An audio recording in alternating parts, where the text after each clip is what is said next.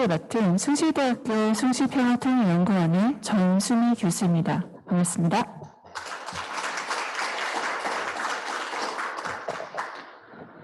여러분들 잘 아시다시피 저희 숭실대학교의 숭실평화통일연구원은요, 2014년부터 연구원 개소와 함께 매년 학술대회 7회 달마다 포럼을 개최하고 있습니다. 국내외 한반도 평화 그리고 통일 분야 전문가를 모시고 학술적 논의뿐만 아니라 정책적 견지를 마련함으로써 한반도의 현재 그리고 미래를 탐색하고 발전을 도모하고 있습니다. 무엇보다 오늘 저희 포럼은요, 문화체육관광부의 황희 장관님을 모시고 문화 도시에 대해서 듣는 매우 뜻깊고 의미 있는 행사라고 할 것입니다. 바쁘신 와중에도 오늘 포럼에 참석해 주신 네 이분을 비롯한 여러분 모두에게 진심으로 감사의 인사를 드리겠습니다. 아울러 오늘 행사는요, 현장 진행뿐만 아니라 유튜브, 줌을 통해서도 실시간 온라인으로 진행된다는 점 안내드립니다. 그리고 저희 숭실대학교 숭실평화통일 포럼은요, 코로나19 방역 준칙을 준수하여 진행된다는 점 공지해드립니다. 다시 한번 참석해 주신 여러분들께 깊은 감사의 말씀 드리면서 지금부터 숭실평화통일연구원의 제52차 숭실평화통일 포럼을 시작하도록 하겠습니다.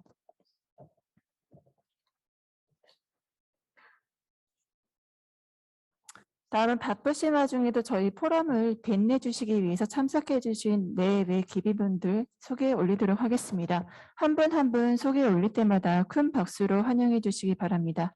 먼저 문화체육관광부 장관이신 황희 장관님 자리해 주셨습니다. 큰 박수 부탁드립니다.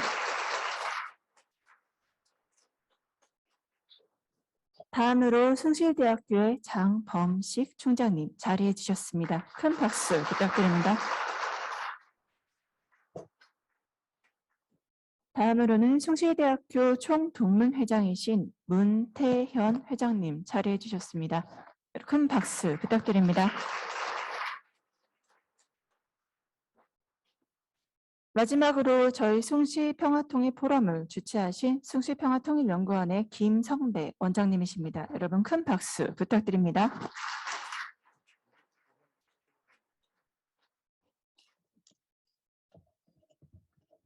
예, 저희 많은 네이비분들 참여해 주셨는데요. 한 분 더 추가로 소개 올리도록 하겠습니다. 조성기 사이버대학교 이사장님 오셨습니다.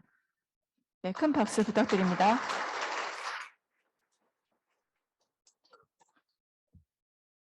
이상으로 내빈 소개를 마치도록 하겠습니다. 시간 관계상 오늘 이 자리에 참석해 주신 귀빈분들 한 분 한 분 소개 올리지 못하는 점 양해 말씀 부탁드립니다.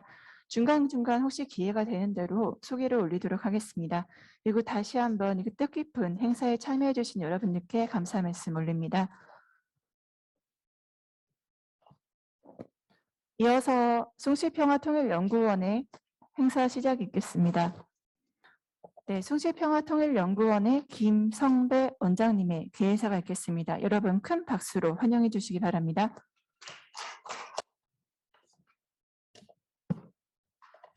네, 여러분 안녕하십니까?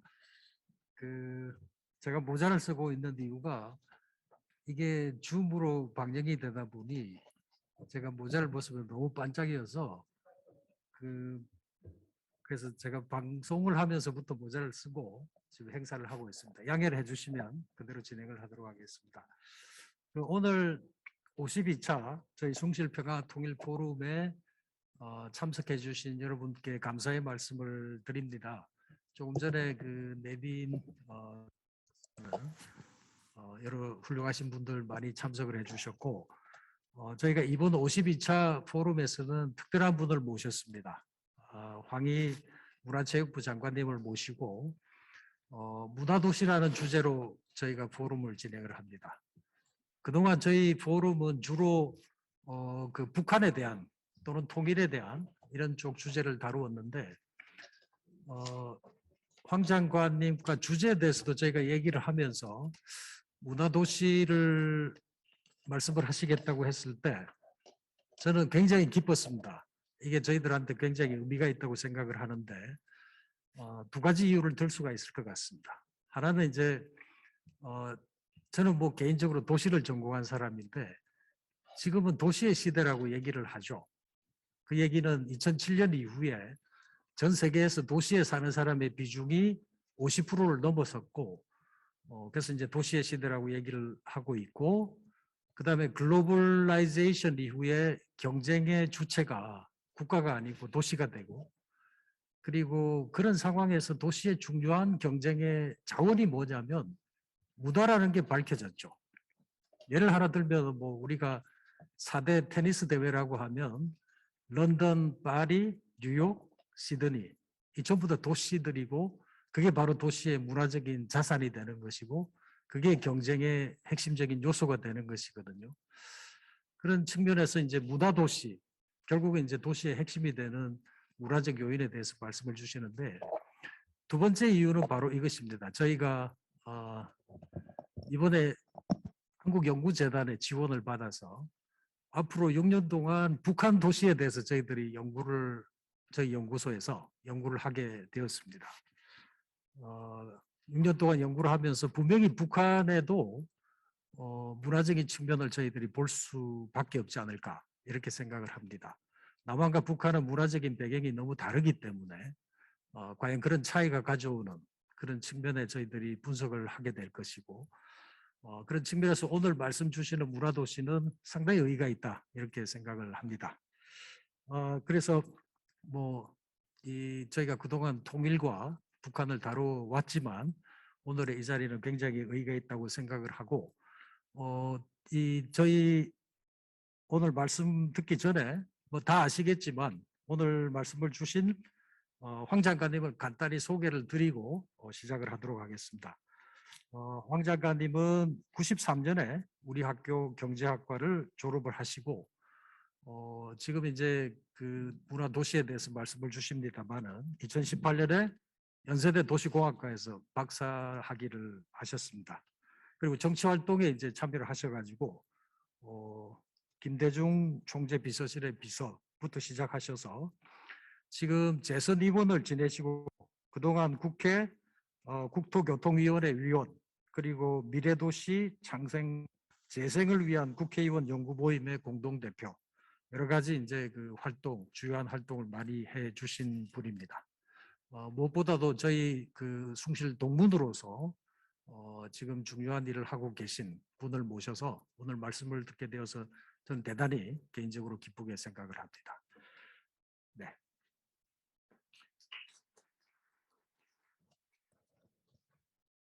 김선혜 원장님 좋은 말씀 감사드립니다. 저희가 행사를 진행하는 동안 두 분의 귀빈분께서 자리해 주셔서 잠깐 안내 소개 올리고 진행하도록 하겠습니다. 장경남 한국기독교문화원장님 자리해 주셨습니다. 네, 큰 박수 부탁드립니다. 김선욱 숭실대학교 부총장님 자리해 주셨습니다. 큰 박수 부탁드립니다. 네, 이어서 행사 진행하도록 하겠습니다. 다음은 숭실대학교 장범식 총장님의 환영사가 있겠습니다. 여러분 큰 박수 부탁드립니다.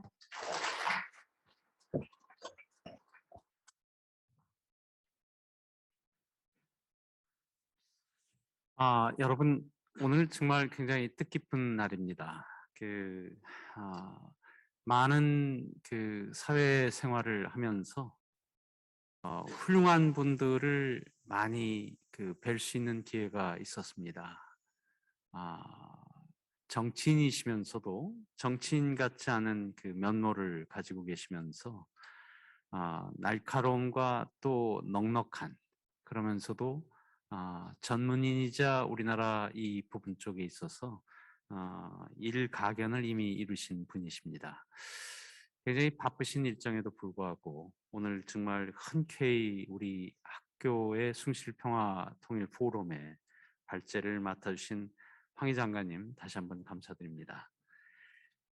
황희 장관님은 그런 점에서 우리 이 자리에 참석하신 우리 내외 기빈 여러분들과 함께 또 이 방송을 청취하고 계신 우리 모든 구성원분들에게 이런 말씀을 드릴 수 있을 것 같습니다. 우리 숭실의 큰 자산이시고 대한민국의 자산이십니다. 어떠한 일을 하시더라도 황 장관님의 앞으로 하시는 일들이 대한민국 사회와 우리 전체 모두를 위해서 아주 큰 일을 하실 수 있기를 다시 한번 기대를 하면서 오늘 준비된 제가 환영사를 읽도록 하겠습니다. 오늘 숭실평화통일연구원이 주최하는 숭실평화통일 포럼에 귀한 시간을 내어 참석해 주신 문화체육관광부 황희 장관님께 다시 한번 깊은 감사를 드립니다. 특히 문태현 총동문회장님을 비롯해서 동문회 수석부회장님들과 임원진 여러분들, 그리고 이 자리를 함께 빛내주시기 위해서 참석해 주신 우리 조성기 숭실사이버대학교 이사장님과 열띤 토론으로 분위기를 달궈주실 여러 교수님들, 그리고 온라인 줌으로 함께 참여해 주시는 내외 기빈 모든 여러분께 감사의 인사를 드립니다. 오늘 주제는 문화도시입니다. 최근 음악, 영화, 드라마를 비롯한 다양한 분야에서 한류 관련 단어가 옥스퍼드 영어 사전에 대거 실리자 영국 언론들은 주류가 된 한류라고 집중적으로 조망하고 있기도 합니다. 서로 다른 문화가 평화롭게 공존하는 것을 넘어 서로를 이해하고 인정하는 공동체를 구현해야 할 임무를 우리는 갖고 있습니다. 다양한 문화가 서로를 이해하고 인정할 때 사회는 더 많은 가능성을 향해 열리게 된다고 생각합니다. 문화체육관광부는 특히 모든 도시는 특별하다는 관점으로 2018년도부터 문화도시 사업을 시작하고 있는 것으로 알고 있습니다. 진정한 문화도시는 타자에 대한 인정에서 출발합니다. 타자에 대한 인정은 나와 타자를 우리라는 공목권입니다. 문화본 숭실평화통일 포럼이 앞으로 한반도 미래를 도모하는 계기가 되기를 소망합니다. 우리가 마주하는 문화와 도시의 발전이 사랑과 연대를 기반으로 한반도 공동체를 만들어가는데 되기를 소원합니다. 그것은 우리 숭실대학교가 추구하는 방향이기도 합니다. 발표자이신 우리 황희 문화체육관광부 장관님과 참석자 여러분의 소중한 지혜를 모아주시기를 기대합니다. 특히 행사 준비해 주신 김성배 원장님을 비롯한 관계자분들에 다시 한번 감사를 드립니다. 네, 좋은 말씀 감사합니다. 총장님께 큰 박수 부탁드립니다. 다음으로는 숭실대학교 문태현 총동문회장님의 축사가 있겠습니다. 여러분 큰 박수로 환영해 주시기 바랍니다.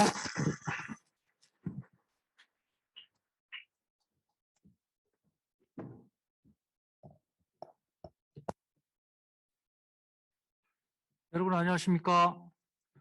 숭실대학교 총동문회 문태현 회장을 대신해서 인사 올리겠습니다. 저는 수석부회장 신진호라고 합니다. 오늘 숭실평화통일연구원의 52차 평화통일 포럼 개최를 총동문회는 진심으로 축하드립니다. 통일염원의 DNA를 가진 우리 학교는 2014년에 숭실평화통일연구원을 출범시켰고 통일선도대학으로 선정되는 등 통일운동의 선두에서 활약하고 있습니다. 총동문회에서도 숭실평화통일연구원의 발전에 도움이 되도록 노력하겠다는 다짐을 드립니다.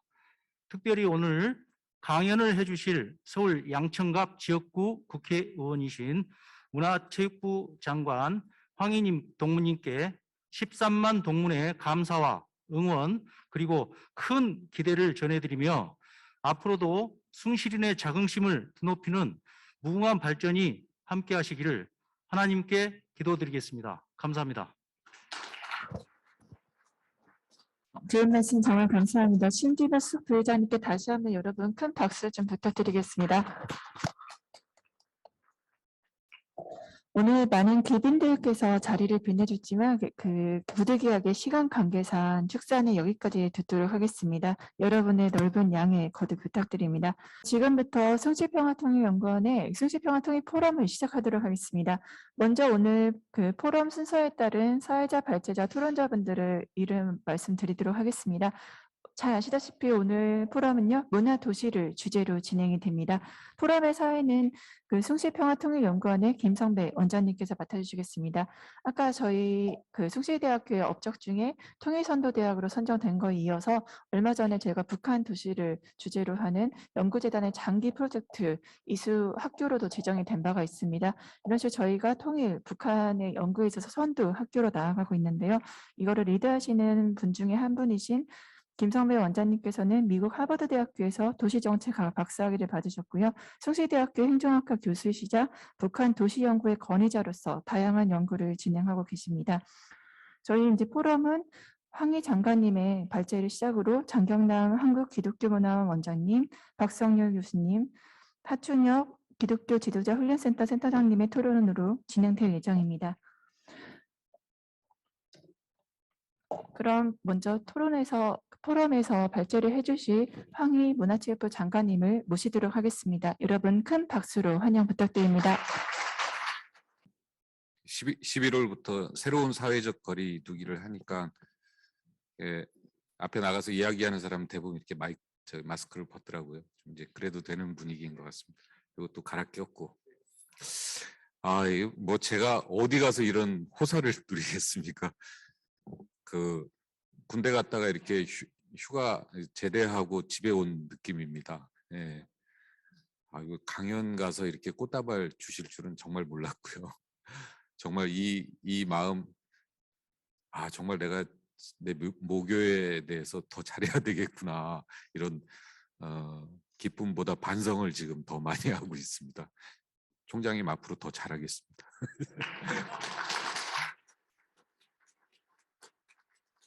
네, 너무 고맙습니다. 네. 동문들에게 또 모교에게 또 어떤 앞으로 역할을 더 해야 될지 많이 생각하고 있는데 내가 너무 또 주제 넘은 거 아닌가, 이제 이런 생각도 항상 하고 있는데요. 또 후배들을 위해서 더 할 수 있는 역할을 더 열심히 찾아보도록 하겠습니다. 네, 저에 대해서 이제 좀 먼저 좀 말씀을 드려야 될 것 같아요.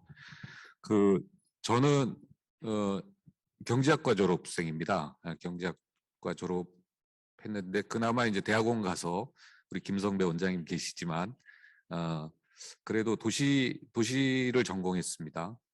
도시가 약간 사회과학적 요소가 많이 있어요. 도시공학 보면은 설계, 교통, 환경, 그다음에 도시계획 분야가 있습니다. 특히 이제 도시계획 분야는 경제학적 그 요소도 많이 담겨 있고 또 사회과학적, 그래서 마치 공대에 있습니다마는 인문대 같은 그런 느낌도 주는 부분입니다. 그래서 다른 대학에서 도시공학 전공해서 그중에 이제 도시계획을 전공했고요. 문재인 정부 들어서서는 최초에 제가 이제 스마트 시티 관련된 정책 제안을 했습니다. 그래서 지금 현재 세종하고 부산에서 하고 있는 스마트 국가 시범도시 80만 평 규모로 해서 두 군데서 시범도시가 진행되고 있는데 그 분야에서 직접 참여를 했고요. 법안, 재정법, 보통 이제 국회의원들이 법을 개정하는 것은 많이 만드는데 제정하는 법은 많이 만들지는 못합니다. 근데 스마트 시티 관련된 재정법 발의를 해서 법도 제가 만들고 예산도 제가 만들고 해서 또 그다음에 그 안에서 이루어지는 여러 가지 도시에 대한 가치라든가 그다음에 요소 기술들 이런 부분들에 대해서 같이 논의하고 현재 지금 적용돼서 하고 있고요. 아마 스마트 시티만 가지고 이런 160만 평이죠 규모로 하고 있는 나라는 대한민국밖에 없을 겁니다. 그래서 여기서 이 안에서는 뭐 데이터라든가 이런 기성도시에서 할 수 없는 다양한 기술들을 마음대로 적용할 수 있거든요. 가령 이제 개인정보 다른 데서 못 쓰잖아요. 여기서는 이제 모두 동의를 받고 개인정보 사용할 수 있고 그래서 데이터를 활용할 수 있고 뭐 드론이라든가 자율주행차 다양한 기술들을 곧바로 적용해서 구현시킬 수 있는 여기에 입주한 기업들도 많은 이제 혜택을 받을 수 있는 그 특례법입니다. 그래서 여기서 이제 실증적 결과들이 나오면은 그 실증적 결과들을 기성도시에 적용하는 그런 계획을 가지고 있습니다. 그래서 상당히 도시 발전도 도시 발전이지만 그 기술 분야에 있어서도 그 대중화 상용화 시키는 기술이기 때문에 상당히 전반적인 수준 자체가 상당히 올라갈 것이다 이렇게 기대를 하고 있습니다. 그래서 이제 그런 부분하고 이제 특히 이제 도시재생은 공무원들 대상으로 강연을 좀 많이 하고 있습니다.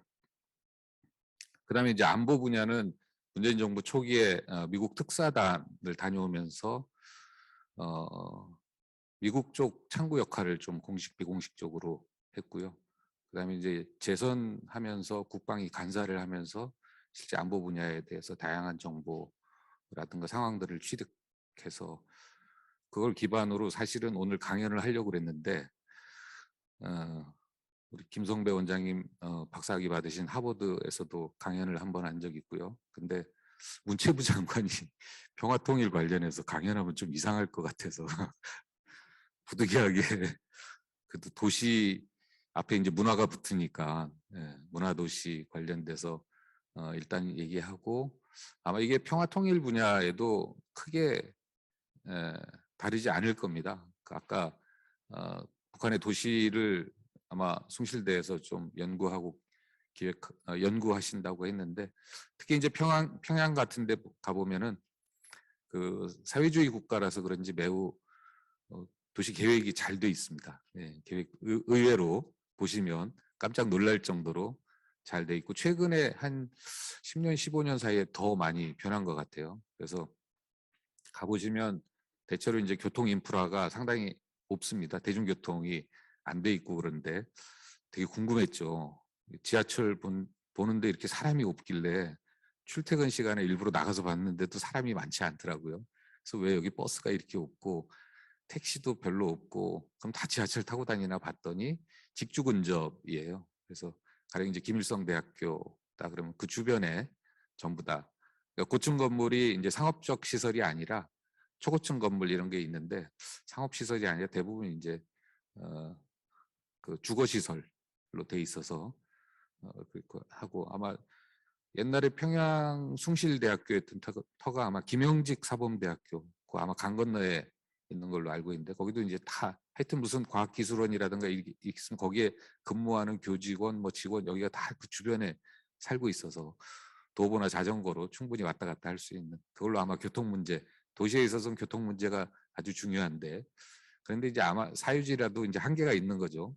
도시 내 이동성은 뭐 어느 정도 확보돼 있을지 몰라도 이제 광역 간 이동성이 좀 떨어지다 보니까 약간 그것은 경제적 이유도 있을 텐데 그런데 어쨌든 그럼에도 불구하고 도시계획 자체는 상당히 교과서적으로 돼 있다. 사회주의 국가이기 때문에 그래서 도시의 삶을 이해하면은 그 나라 그 도시 또 그 안에 살고 있는 사람들의 라이프 스타일이라든가 사고 역사 모든 정체성을 이해하게 됩니다. 그렇기 때문에 숭실대가 통일사회 연구 분야에서 도시를 연구하고 하는 것은 북한이라는 사회를 상당히 이해하는 데 상당히 신속하게 또 정확하게 할 수 있고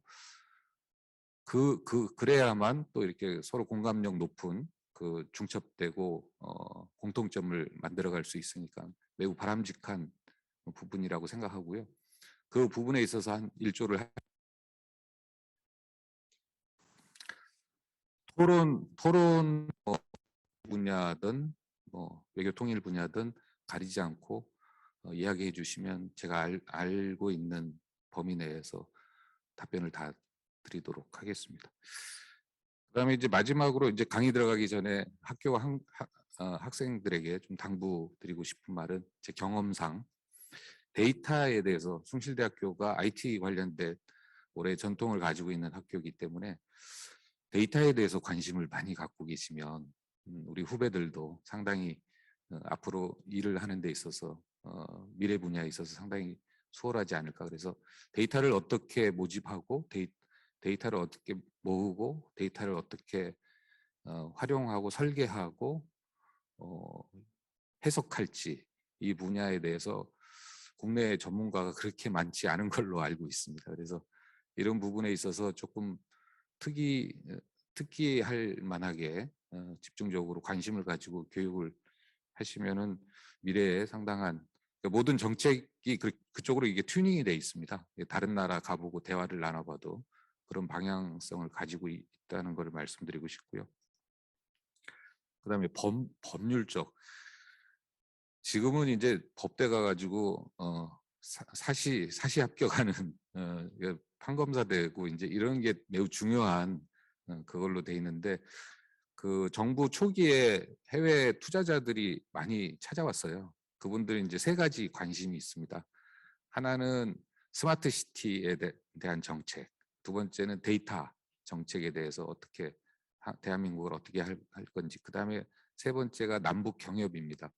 남북 경협에 대해서 그러니까 정부가 정책 방향이 설계돼야 아마 민간에서 투자도 그런 방향성을 가지고 있기 때문에 이 세 가지에 대해서 매우 궁금해하는데요. 바이오가 됐든 뭐 저기 자율주행차가 됐든 드론이 됐든 뭐 데이터 AI가 됐든 그 다양한 그 하이테크놀로지 기술을 가진 업체라든가 전문가들이 찾아올 때 꼭 같이 대동하는 분이 법대 교수님입니다. 그래서 하버드에도 보면 종신 교수님 중에 코엔 교수라고 계시는데 그분이 자주 왔어요. 자주 오고, 뭐냐면 이제 법조인들이 미래 산업에 대한 규제라든가 이런 것을 제도를 만들어 가기 위한 사전적 작업이 아마 그 논리와 명분을 만드는 겁니다. 그래서 코엔 교수님한테 들을 때는 어떤 얘기를 들었냐면, 예를 들면 이제 개인정보 데이터를 거의 못 쓰잖아요. 우리는. 일본은 더 어렵고. 근데 이제 아이러니하게 중국이라든가 사회주의 국가는 마음대로 활용할 수 있는 사회적 분위기라서 어떻게 보면은 아이러니하게 사회주의 국가가 기술 발전이 훨씬 더 속도감이 있지 않을까, 그런 상상도 해보고 있는데요. 그 가령 그 법대 교수들이 뭐 데이터 민주주의, 이제 개인정보라는 것은 개인만 공유하는 게 아니라 사회적 기여라든가 사회적 가치 표준화하는데 상당 부분 기여돼야 된다라는 논리를 가지고 있더라고요. 그래서 그걸 기반으로 해서 개인정보를 어떻게 누출되지 않은 상태에서 적극적으로 활용해야 되느냐, 또 그것이 의무이고 또 거꾸로 그 기여한 만큼 보상을 해주고, 다양한 논리를 가지고 있습니다. 그래서 그 법조인들이, 특히 법대 교수님들이 모든 분야에 있어서 새로운 기술 산업 분야에 있어서 엄청나게 내용을 잘 알고 계세요. 그래서 이 법조인들이 이게 많이 알고 있으면 그만큼 그 기술이, 요즘 기술을 개발 안 하고 산다고 그러잖아요. 그 정도로 이제 속도가 빠른데 이게 제도가 못 따라갑니다. 특히 이제 우리 같은 경우에 조금 정부 국무위원으로서 죄송스러운 이야기지만, 새로운 기술을 펼치기 위한 제도를 개선하기 위해서 다양한 규제를 완화하기 위한 반의들을 제가 찾아봤는데 거의 없어요. 지금 금융위원회에서 규제 샌드박스 정도 하고 있고, 그다음에 규제개혁위원회에서 저는 상당 부분을 할 줄 알았는데 전혀 뭐 규제개혁위원회에서는 이런 분야에 있어서는 손도 못 대고 있을 정도로. 그럼 과연 이 디지털 시대에 한국판 뉴딜 정책을 진행하고 있는데 이 규제에 대해서는 규제를 완화하고 뭐 이런 걸 떠나서 새로운 규제에 대해서 어떻게 논리를 가지고 명분과 논리와 이론적 근거를 만들 수 있을지.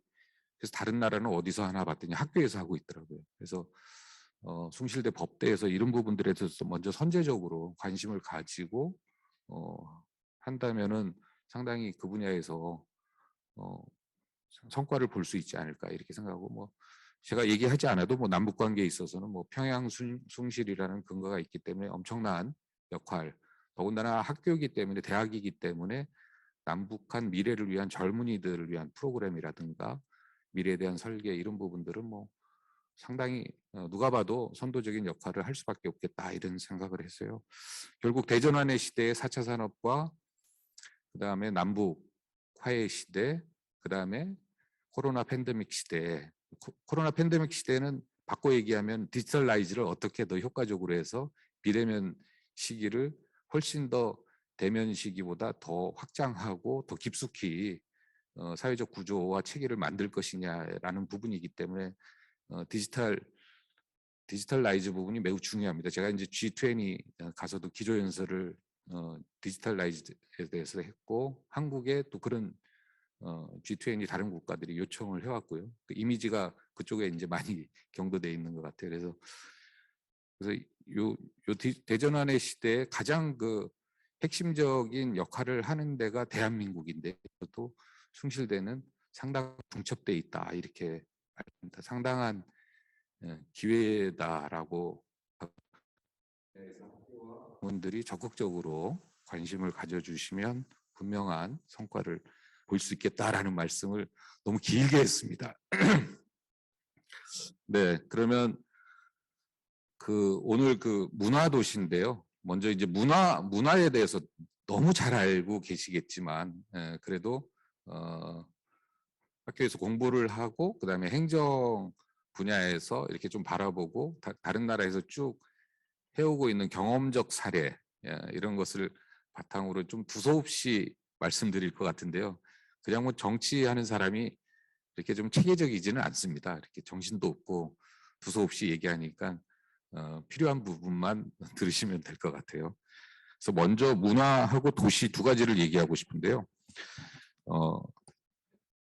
문화하면은 꼭 그렇게 나눠지는 건 아니지만 약간 소프트웨어라고 보시면 좀 되고요. 도시도 뭐 그렇게 도시는 하드웨어, 소프트웨어가 다 이제 포괄되어 있습니다만 상대적으로 이게 좀 하드웨어다 이렇게 봐주시면 될 것 같아요. 그래서 우리가 문화라고 얘기했을 때 문화는 제가 문체부 장관하면서도 가장 이제 고민되는 부분이 그거였어요. 이게 문화가 훨씬 더 포괄적으로 되어 있어야 되는데 문화예술 하면은 그 예술의 영역에 문화가 이렇게 좀 포함되어 있는 그런 훨씬 문화의 틀이 더 커야 되는데 이제 그러지 못하고 있는 건 사실입니다. 그래서 실제 그 문화가 그럼 뭐냐? 그럼 우리가 어떻게 정의해야 되냐? 당연히 그 공동체가 오랜 기간 동안 영위해오면서 살아오면서 쌓였던 가치라든가 이런 삶의 방식의 총합. 그래서 그러한 총합들이 예술이라는 영역에서 표현되고 이 예술 영역 자체가 매우 공감대가 크기 때문에 문화와 예술을 같이 얘기하는 게 아닌가. 그래서 문화라고 하면은 그래서 문화 도시재생 할 때 보면은 대부분 성공한 도시재생 사례의 한 90% 이상, 95% 이상, 저는 뭐 95% 이상이라고 얘기하고 싶은데 대부분이 문화예술을 코드로 하고 있습니다. 성공 사례가. 그만큼 공감력이 매우 크기 때문입니다. 예술의 영역이. 그래서 사람이 말이랑 글이 전달하는데 저희가 무슨 연예 오락 프로그램 보면은 글씨를 보고 이렇게 옆 사람한테 계속 전달하면은 끝에 가면은 원래 의미가 없어질 때가 많잖아요. 이렇게 전달력이 사실은 좀 떨어집니다. 예.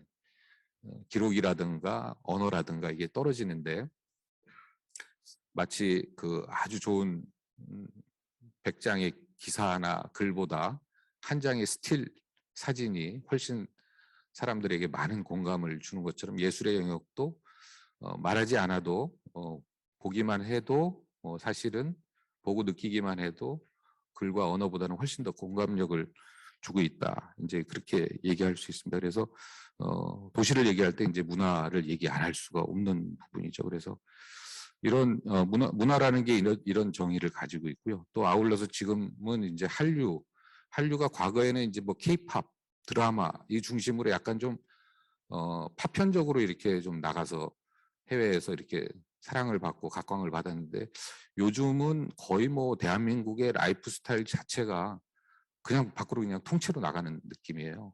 그래서 뭐 모든 분야에서 다 각광을 받고 있는 상황이고요.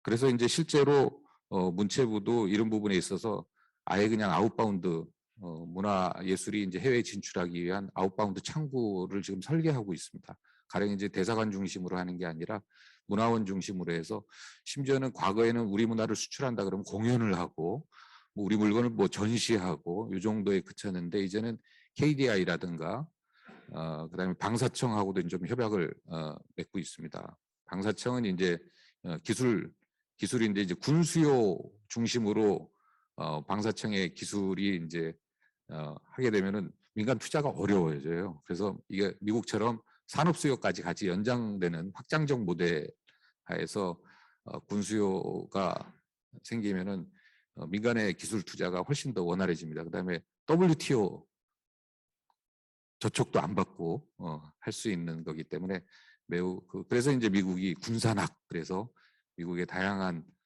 핵심적 기술은 전부 다 나사라든가 이게 기술 군사 기술을 통해서 발전하고 그게 이제 산업 수요로 연장되는 부분인데 우리도 이제 그런 모델을 좀 택해서 가고 있는 경향이 있습니다. 그래서 방사청이라든가 KDI 중소벤처기업부의 중소기업 제품들 유통센터 이런 또 문체부 산하에 문화원도 있고 세종어학당 그다음에 콘텐츠진흥원 관광공사 이런 소속 기관들이 있습니다. 이런 문체부와 타 부처의 소속 기관들을 다 이렇게 묶어서 대사관은 정치 외교 분야에 집중하기 때문에 다른 부분들은 대부분 다 세컨더리하게 취급하는 경향이 있는데 그 외에 비정치 비안보 분야에 있어서는 새로운 아웃바운드 대한민국의 창구를 개설하는 게 맞다 이렇게 제가 판단을 하고 그 설계를 하고 있고 가령 이제 KDI와 같이 가기 때문에 가령 문화예술이라든가 여러 가지 뭐 SDG, 뭐 탄소 중립 이런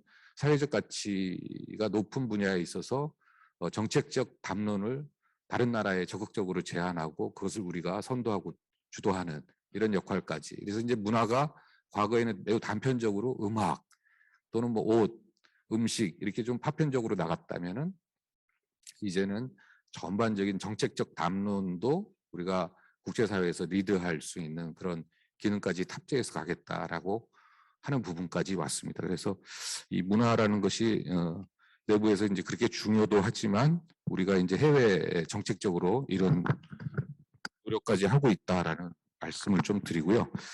또 아울러서 그 프랑스 같은 경우 미테랑 대통령이 옛날에 프랑스를 처음부터 머리부터 발끝까지 개조하겠다라고 했을 때 첫 번째 했던 작업이 뭐냐면은 루브르 박물관을 개혁하는, 그래서 중국의 이름이 생각이 안 나는데 어느 그 건축 설계사 부분을 전격적으로 영입해서 오랜 기간 루브르 박물관 하나를 개조하면서 프랑스가 전면적으로 혁신했다라는 말씀드리고, 뭐 스페인 빌바오도 있다 얘기하겠지만 그 빌바오 자체도 이제 그 구겐하임이라는 미술관 브랜치 하나를 가져오면서 도시 자체가 혁신적으로 바뀌고 빌바오 이펙트라는 그런 경제적 신조어까지 낼 정도고요.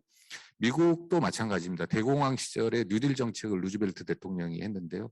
그때도 뉴딜 정책의 그 이면을 살짝 더 디테일하게 들여다보면 퍼블릭 아트 프로젝트라고 그래가지고 문화 뉴딜적 그 정책을 담보하고 있습니다. 그래서 실제로 뉴딜 정책을 강력하게 추진하는 데 있어서 대국민의 공감도를 끌어올리기 위한 이 부분이 바로 이제 퍼블릭 아트 프로젝트인데, 사실 이런 문화적 요소들이 같이 가미됐기 때문에 뉴딜 정책이 성공한 측면이 있지 않나 그렇게 저는 평가하고 있습니다. 이렇게 문화라는 것이 전반적으로 이러한 것이다, 또 이렇게 활용돼 왔고 이런 성과가 있었다라는 것을 말씀드렸고요. 이 문화에 대한 사회적 가치와 경제 산업적 가치를 간단하게 또 말씀드리면, 잘 아시겠지만 코로나 시대에 코로나 끝나면 뭐 하고 싶냐 이렇게 여론조사를 해봤어요. 우리나라만 그런 게 아니라 답변이 대동소이합니다. 전 세계가. 1번 한 60% 나오는데요. 여행하고 싶다. 해외여행하고 싶다가 1번이에요. 그럼 2번은 뭐냐? 공연 보고 싶다. 저는 참고로 코로나 시대 지난 2년간 힐링의 가장 큰 게 비긴 어게인, 싱 어게인, EBS에서 하는 세계 테마 기행, 이 세 개가 저를 가장 힐링시킨 주로 테레비를 보고 힐링을 했는데요. 그렇처럼 이제 여행입니다. 여행. 그럼 세 번째는 뭐냐? 스포츠를 관람하거나 격렬한 운동을 하고 싶다. 공교롭게 1, 2, 3번이 전부 다 문화체육 관광 분야예요. 그래서 상당히 그 일상을 회복하는 데 있어서 매우 중요한 부분을 문화체육관광부가 되게 책임지고 있다.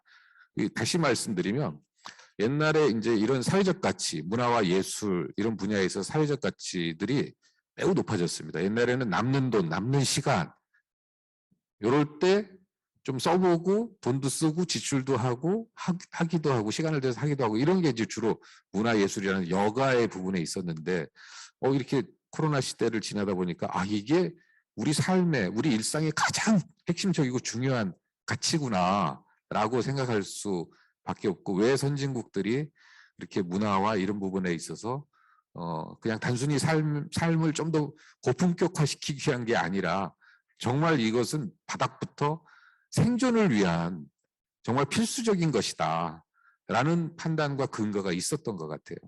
그래서 이제는 문화와 예술이 우리 일상에서 매우 가장 핵심적인, 밥은 한번 굶어도 이 문화와 예술에 대한 이게 가치는 이게 잃어버리면 지금 뭐 아이들 자살률이라든가 매우 높아졌습니다.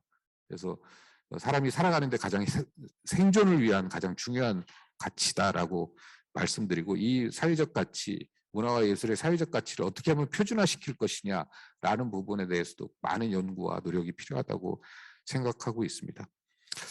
그다음에 이제 그 경제 산업적 가치는 뭐 말씀 안 드려도 뭐 최근 오징어 게임이라든가 BTS 보면 뭐 금방 느끼실 거예요. 실제 그 콘텐츠 수출 증가율이 전체 산업 평균의 11배 정도 되고요. 부가가치라든가 고용률 자체도 전체 산업 평균보다 훨씬 상회하고 있습니다. 그다음에 뭐 이미지 조사, 한국에 대한 이미지 조사인데 여기 자료가 있는데 한식에 대한 이미지가 40%예요. K-팝이 22.8%고요. 한국 문화가 19%고 드라마, 영화 13.4%, IT 전자산업이 11.5%입니다. 한 90% 정도가 모두가 문화예요. 그러니까 저 나라의 이미지를 생각하고 내가 저 나라의 물건을 사고 저 나라와 관계를 맺을 때 가장 먼저 다른 나라에서 인식하는 것이 뭐냐면 90%가 90%가 그냥 문화의 영역이다라고 보시면 됩니다. 그렇기 때문에 이 문화라는 것이 매우 소중하고 본인들도 일상에서 사는 데 있어서 매우 중요한 가치다라고 말씀드리고 싶고요. 뭐 한류 파생 수출 효과 이거 굳이 뭐 얘기 안 해도 생산 유발 효과만 21조가 넘고요. 수출 효과도 100억 불이 넘습니다. 그래서 뭐 실제로 어마어마한 가치가 있는 것 같고, 예를 들어서 제가 요즘 중국 쪽에 제안하고 있는 건데요.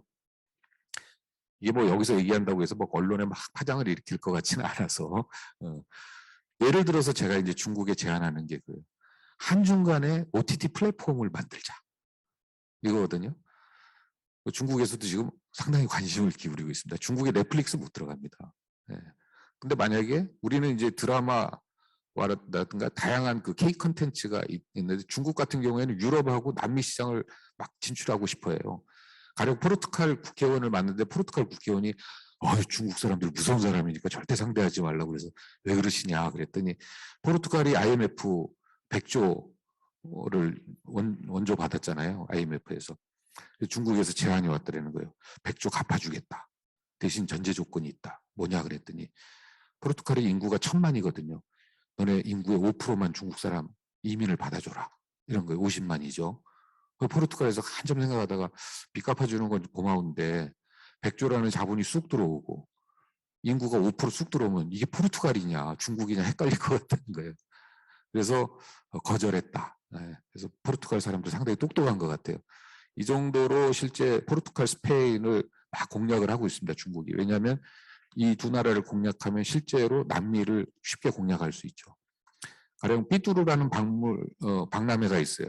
여행 박람회, 세계 3대 여행 박람회인데 여기에 남미의 아주 대형 여행사들이 다 참여합니다. 그래서 상품 구성을 스페인에서 다 해요.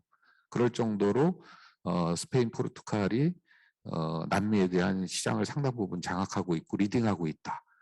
그러면 이렇게 유럽과 남미를 공략하고 싶은데 제일 핫한 게 뭐냐? 지금 K 콘텐츠예요. 그래서 이런 부분에 있어서 중국하고 근데 이제 저는 왜 자꾸 중국에 이런 제안을 하냐? 중국에 이제 넷플릭스 같은 이런 OTT가 없는데 보면은 14억, 5억 뭐 이러잖아요, 인구가. 그러면은 만약에 그 중국 한중간에만 이 OTT 플랫폼을 거기에 실린 드라마를 하나 봤다. 그러면 제가 보면은 드라마 하나 올릴 때마다 제가 보면 나스닥 상장감이에요. 드라마 한 개가. 그 OTT 플랫폼 자체가 아니라. 저는 뭐 이거 어마어마한, 그 다음에 뭐 엄청난 플랫폼이 될 거라고 생각하고 있는 거죠. 그래서 우리가 그 드라마에 대한 생태계를 지금 문체부가 잘 만들고 있습니다. 가령 이제 영상 대학원을 만든다든가 그런 아트컬처 랩을 만들어서 거기 창업 지원을 한다든가 실제로 드라마 어워드 같은 시상도 저희가 같이 협조해서 관리하고 있고, 그래서 전반적으로 그래서 이런 문화와 이제 문화가 이제 한 수준 높고 세계에서 많이 각광을 받고 있는데, 이게 산업적 경제적으로도 얼마든지 연계해서 이게 경제 산업적 가치를 끌어올릴 수 있다라는 것들을 제가 이제 말씀드리고 싶어서 이렇게 조금 길게 얘기했습니다. 그래서 이렇게 문화가 기본적으로 그 한 사회와 공동체가 끊임없이 살아왔던 오랫동안 살아왔던 삶의 방식이면서 가치관인데, 이 가치관이 매우 커다란 사회적 가치, 최근에 각광받고 있는 사회적 가치적 측면에서 또는 경제 산업적 가치 측면에서 매우 큰 의미가 있다라고 말씀드릴 수가 있겠습니다. 두 번째, 도시에 대해서 말씀드려 보겠습니다. 문화하고 대동소이합니다. 여기 시스템 좋네요. 저기 딱 보이네요. 도시도 마찬가지입니다. 문화처럼 도시라는 플랫폼은 뭐냐? 마찬가지죠. 우리가 정말 아침부터 밤 잘 때까지 그 삶을 영위하는 물리적 의미의 물리적 공간의 플랫폼 역할을 하는 거죠. 그러면서 동시에 여러 가지 도시에는 사회적 가치들이 들어가 있죠. 그런 비물리적 의미가 가치관이 담기고 현재 실제로 물리적으로 삶을 영위하고 있는 그런 그 총합된 공간, 이게 이제 우리가 도시라고 할 수 있죠. 그럼 이 도시에 대해서 사회적 가치는 어떠냐? 이것은 말 안 해도 너무 잘 아시는 것처럼 그 도시에 대한 여러 가지 역사성이라든가 기능성, 이런 것들이 도시의 가치가 되겠죠. 물리적으로 보이기도 하고, 그다음에 이제 의미가 담겨 있기도 하고. 예를 들어서 일본 같은 데 가면은 도시재생 전과 후에 우리 도시가 어떤 가치를 담아낼 거냐라고 막 사람들이 먼저 토론을 합니다. 왜냐하면 지속 가능성이라는 건 그 사람들이 거기에 살면서 앞으로 살아가야 되니까 그 사람들이 토론하고 그 사람들이 거버넌스를 만드는 게 매우 중요하거든요. 그러면은 예를 들어서 이런 거죠. 더 오래 살고 더 오래 일할 수 있는 도시. 이게 이제 하나의 가치가 되는 거죠. 그러면 모든 정책이 거기에 튜닝되는, 어떻게 하면 오래 살지?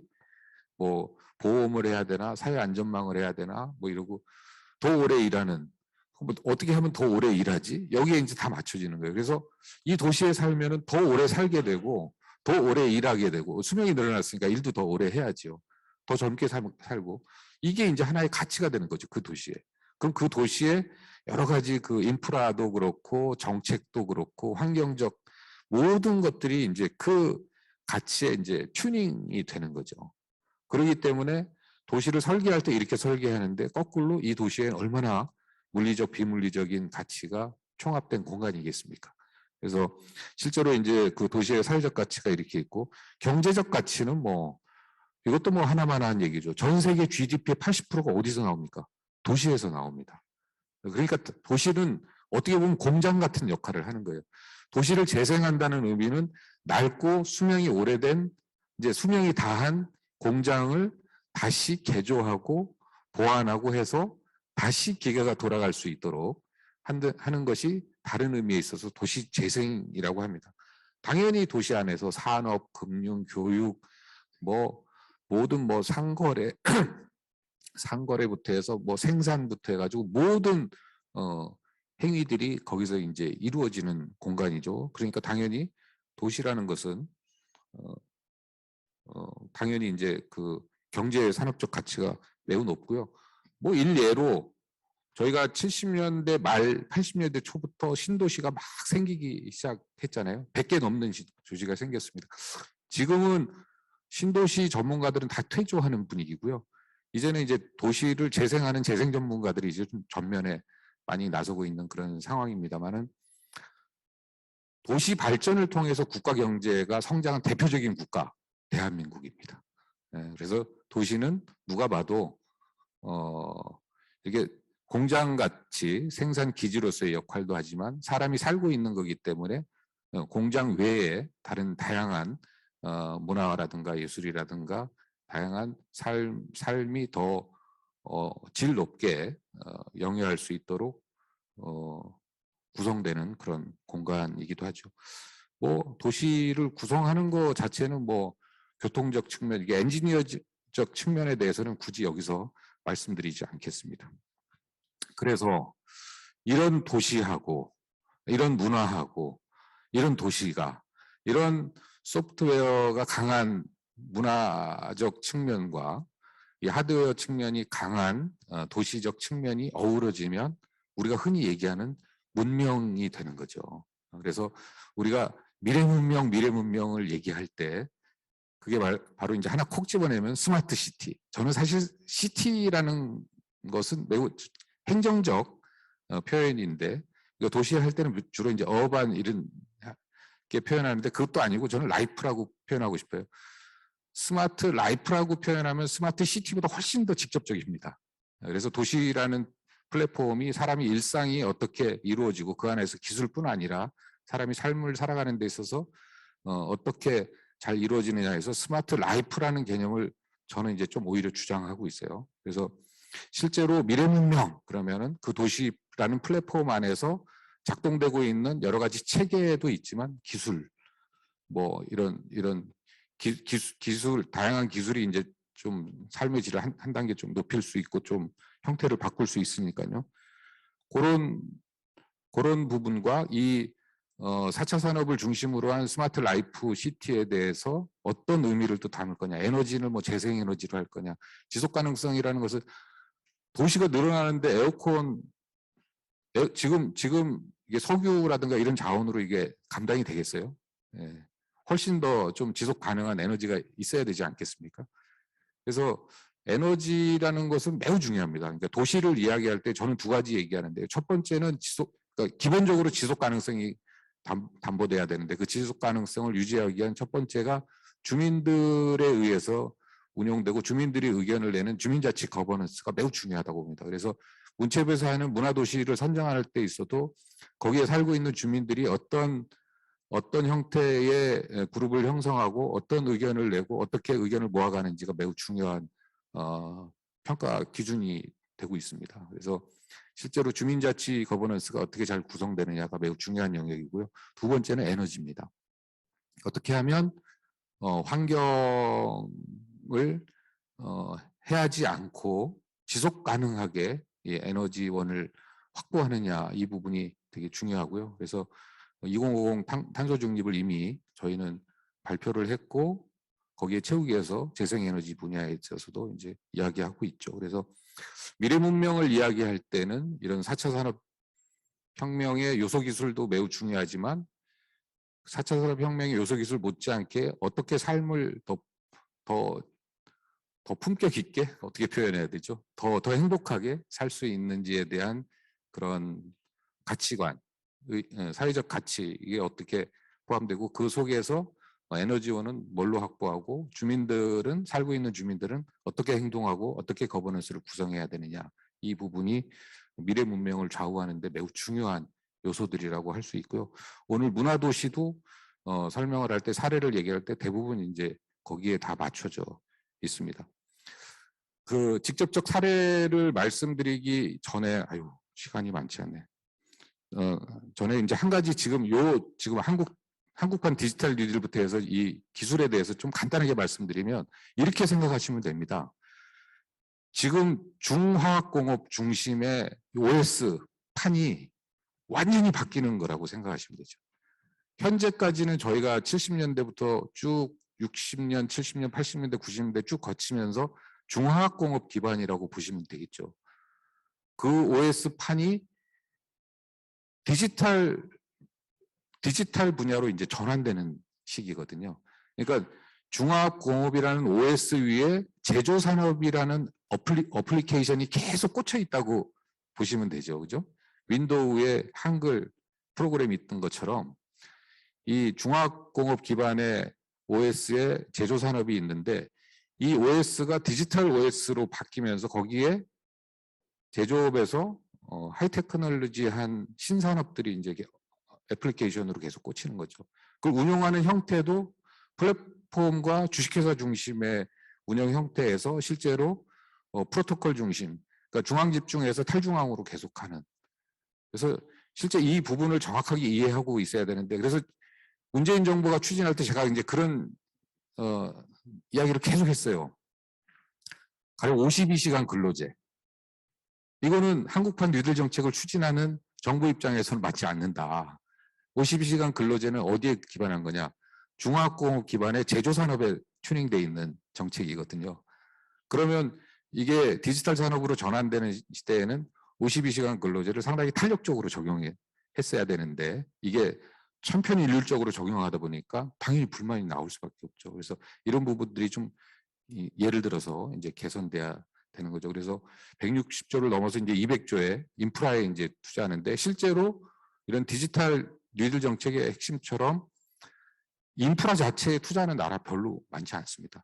사실 저희가 IT가 인프라 중심에서 생기다 보니까 그렇게 되는데 오히려 이게 더 잘 된 거예요.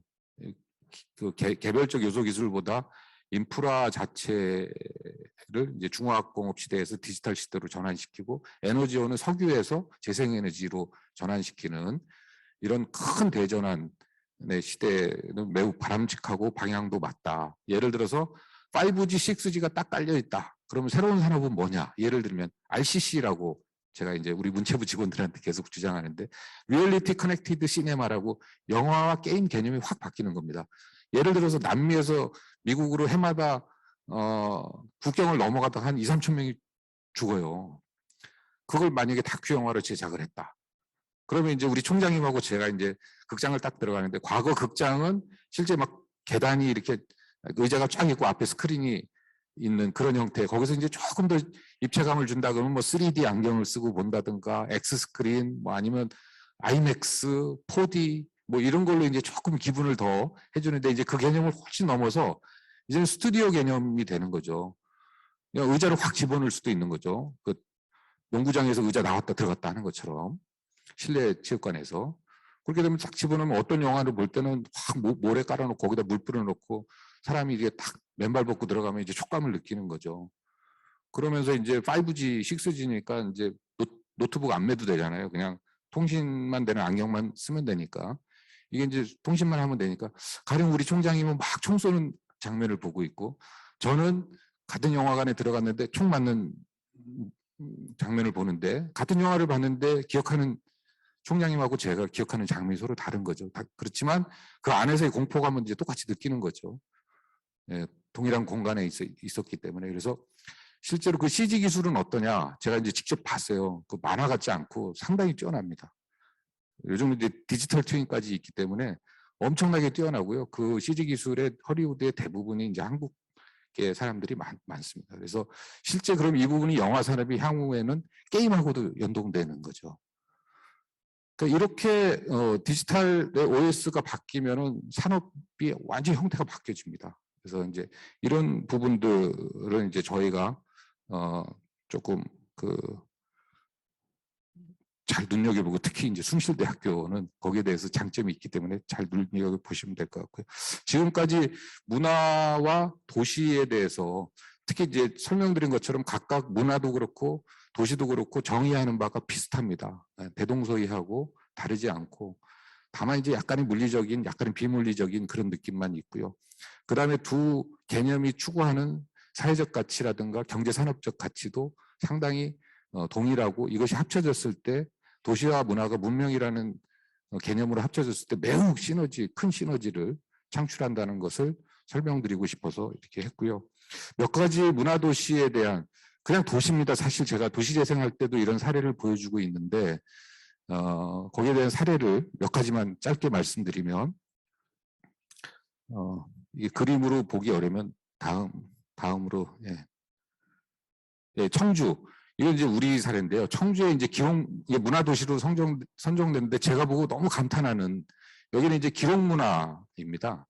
기록이라는 것은 뭐 우리 주민들 삶을 계속 기록하기도 하고 뭐 다양한 기록 관련된 모든 것이 여기 있는데 제일 중요한 것은 동네 기록관 뭐 이런 거 있잖아요. 주민들이 주도해서 다 하고 있는 거거든요. 자기의 라이프 스타일과 자기들의 역사를 계속 만들어가고 있고 이게 뭐 20년, 30년 지나면 어마어마한 정체성과 역사, 기능들 이 동네 이런 걸 만드는 하고 있으면 이제 제저창 우리나라 최고의 연초 제저창에게 수장형 개방형 끼고 다양한 문화 바뀐 그다음에 넘어가죠. 네. 네, 빌바오 이야기를 해드릴게요. 빌바오는 인구 40만의 소도시였어요. 그러나 유럽에 있어서 철강 산업과 조선 산업을 다 리딩하던데 빌바오는 대한민국 되게 유명해요. 왜냐하면은 빌바오 조선 산업이 대한민국의 조선 산업을 따라가면서 쫄딱 망했거든요. 그걸 잘 압니다. 그게 빌바오하고 뭘 하지? 시민들이 모여서 막 얘기를 하다가 그 구겐하임, 미국에 있는 구겐하임 미술관 브랜치를 갖고 오자. 딱 이랬어요. 근데 별거 아닌 것 같지만 이게 방향이 이렇게 돼서 그런데 이 빌바오 미술관, 이 구겐하임 미술관 모양, 전체적인 모양이 배 모양입니다. 배 모양이라는 것은 빌바오의 조선 산업을 대변하는 거거든요. 그 다음에 앞에 번쩍번쩍 하잖아요. 저게 그 외장재가 전부 다 티타늄으로 되어 있습니다. 이 외장재 티타늄은 빌바오의 철강 산업을 상징하는 거죠. 빌바오의 가장 영광스러웠던 조선 산업과 철강 산업이 끝 지점이 저기 바로 빌바오 구겐하임 미술관입니다. 그리고 새로운 빌바오의 새로운 도시의 출발점이 또 저기 똑같은 바로 저기. 그러니까 빌바오의 오랜 영광이 있던 게 마지막 종착역이 되기도 하고 새로운 빌바오의 구겐하임을 시작으로 빌바오 이펙트라는 경제 신조까지 만들 정도의 시작점이 바로 구겐하임인데 그 의미를 보고 저는 너무 감동했어요. 어쩌면 이 사람들이 이렇게 생각이 깊을까. 그래서 뭐 지금 일파만파죠. 이 미술관 하나를. 미술관 안에 그림은 별로 없어요. 유명한 그림 별로 없는데요. 저런 건축적 의미라든가 구겐하임이라는 뭐 브랜드도 있을 것 같지만 하여튼 이런 것이 상당히 됐고요. 그 다음에 보시면 네, 이거는 오스트리아 브레겐츠입니다. 그 야외 수상 무대죠. 저 끝에. 브레겐츠도 인구 3만 명, 4만 명밖에 되지 않는 매우 작은 도시예요. 여기에 이제 저기 뭐 수상 무대 얼마 되겠습니까? 해변인데 저기에서 이제 그 오페라 축제가 열려요. 이게 한 1조 한 2, 3조 인구 3만 저 오페라 때문에 수익을 그러니까 도시 경쟁력이 하고 이 하는 도시 거의 뭐 지로 잡고 야외 아웃 공연이 펼쳐지지 정말 최공장 품위로 장을 하고 그해 밤에 한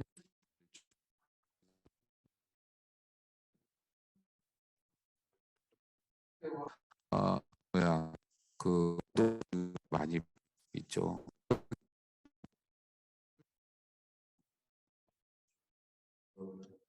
수도 있고 기존에 뭐 철교 뭐 이런 것들을 재생을 해가지고 한 건데 원래 그 프랑스의 파리에 있는 그 뭐죠? 무슨 강이죠?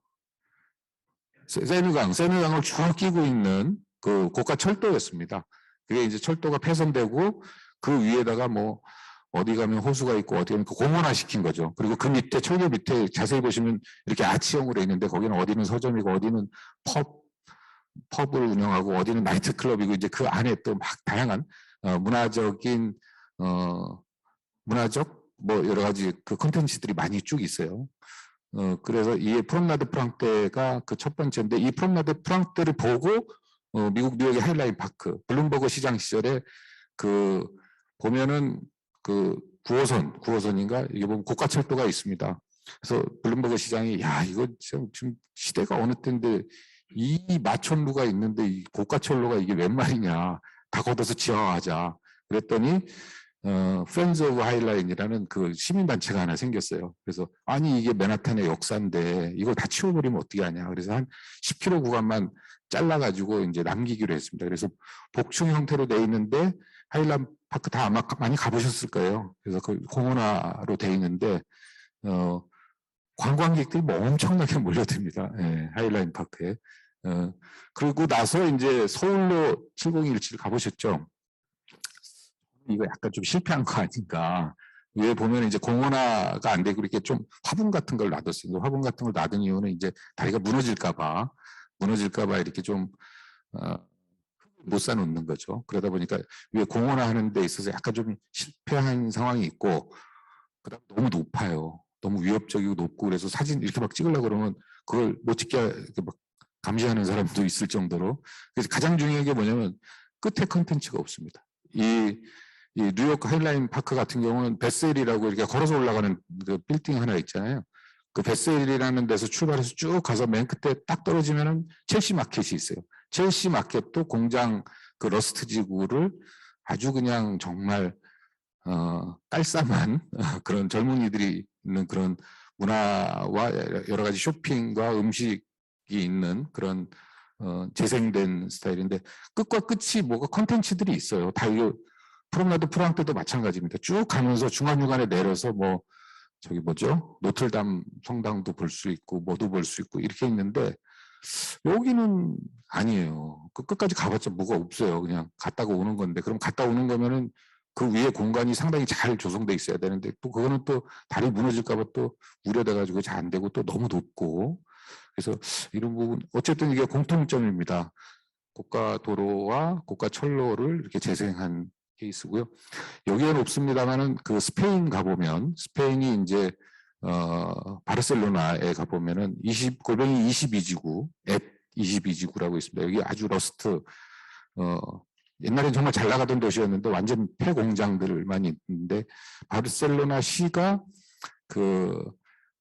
저 공장주들하고 같이 그 공동 개발을 해서 30%는 뭐 저기 뭐야 학교 시설을 만들고 30%는 여러 가지 공원이라든가 이런 녹지 개발을 하고 30%는 공공임대주택을 만들어서 수익 배분을 하고 한 건데요.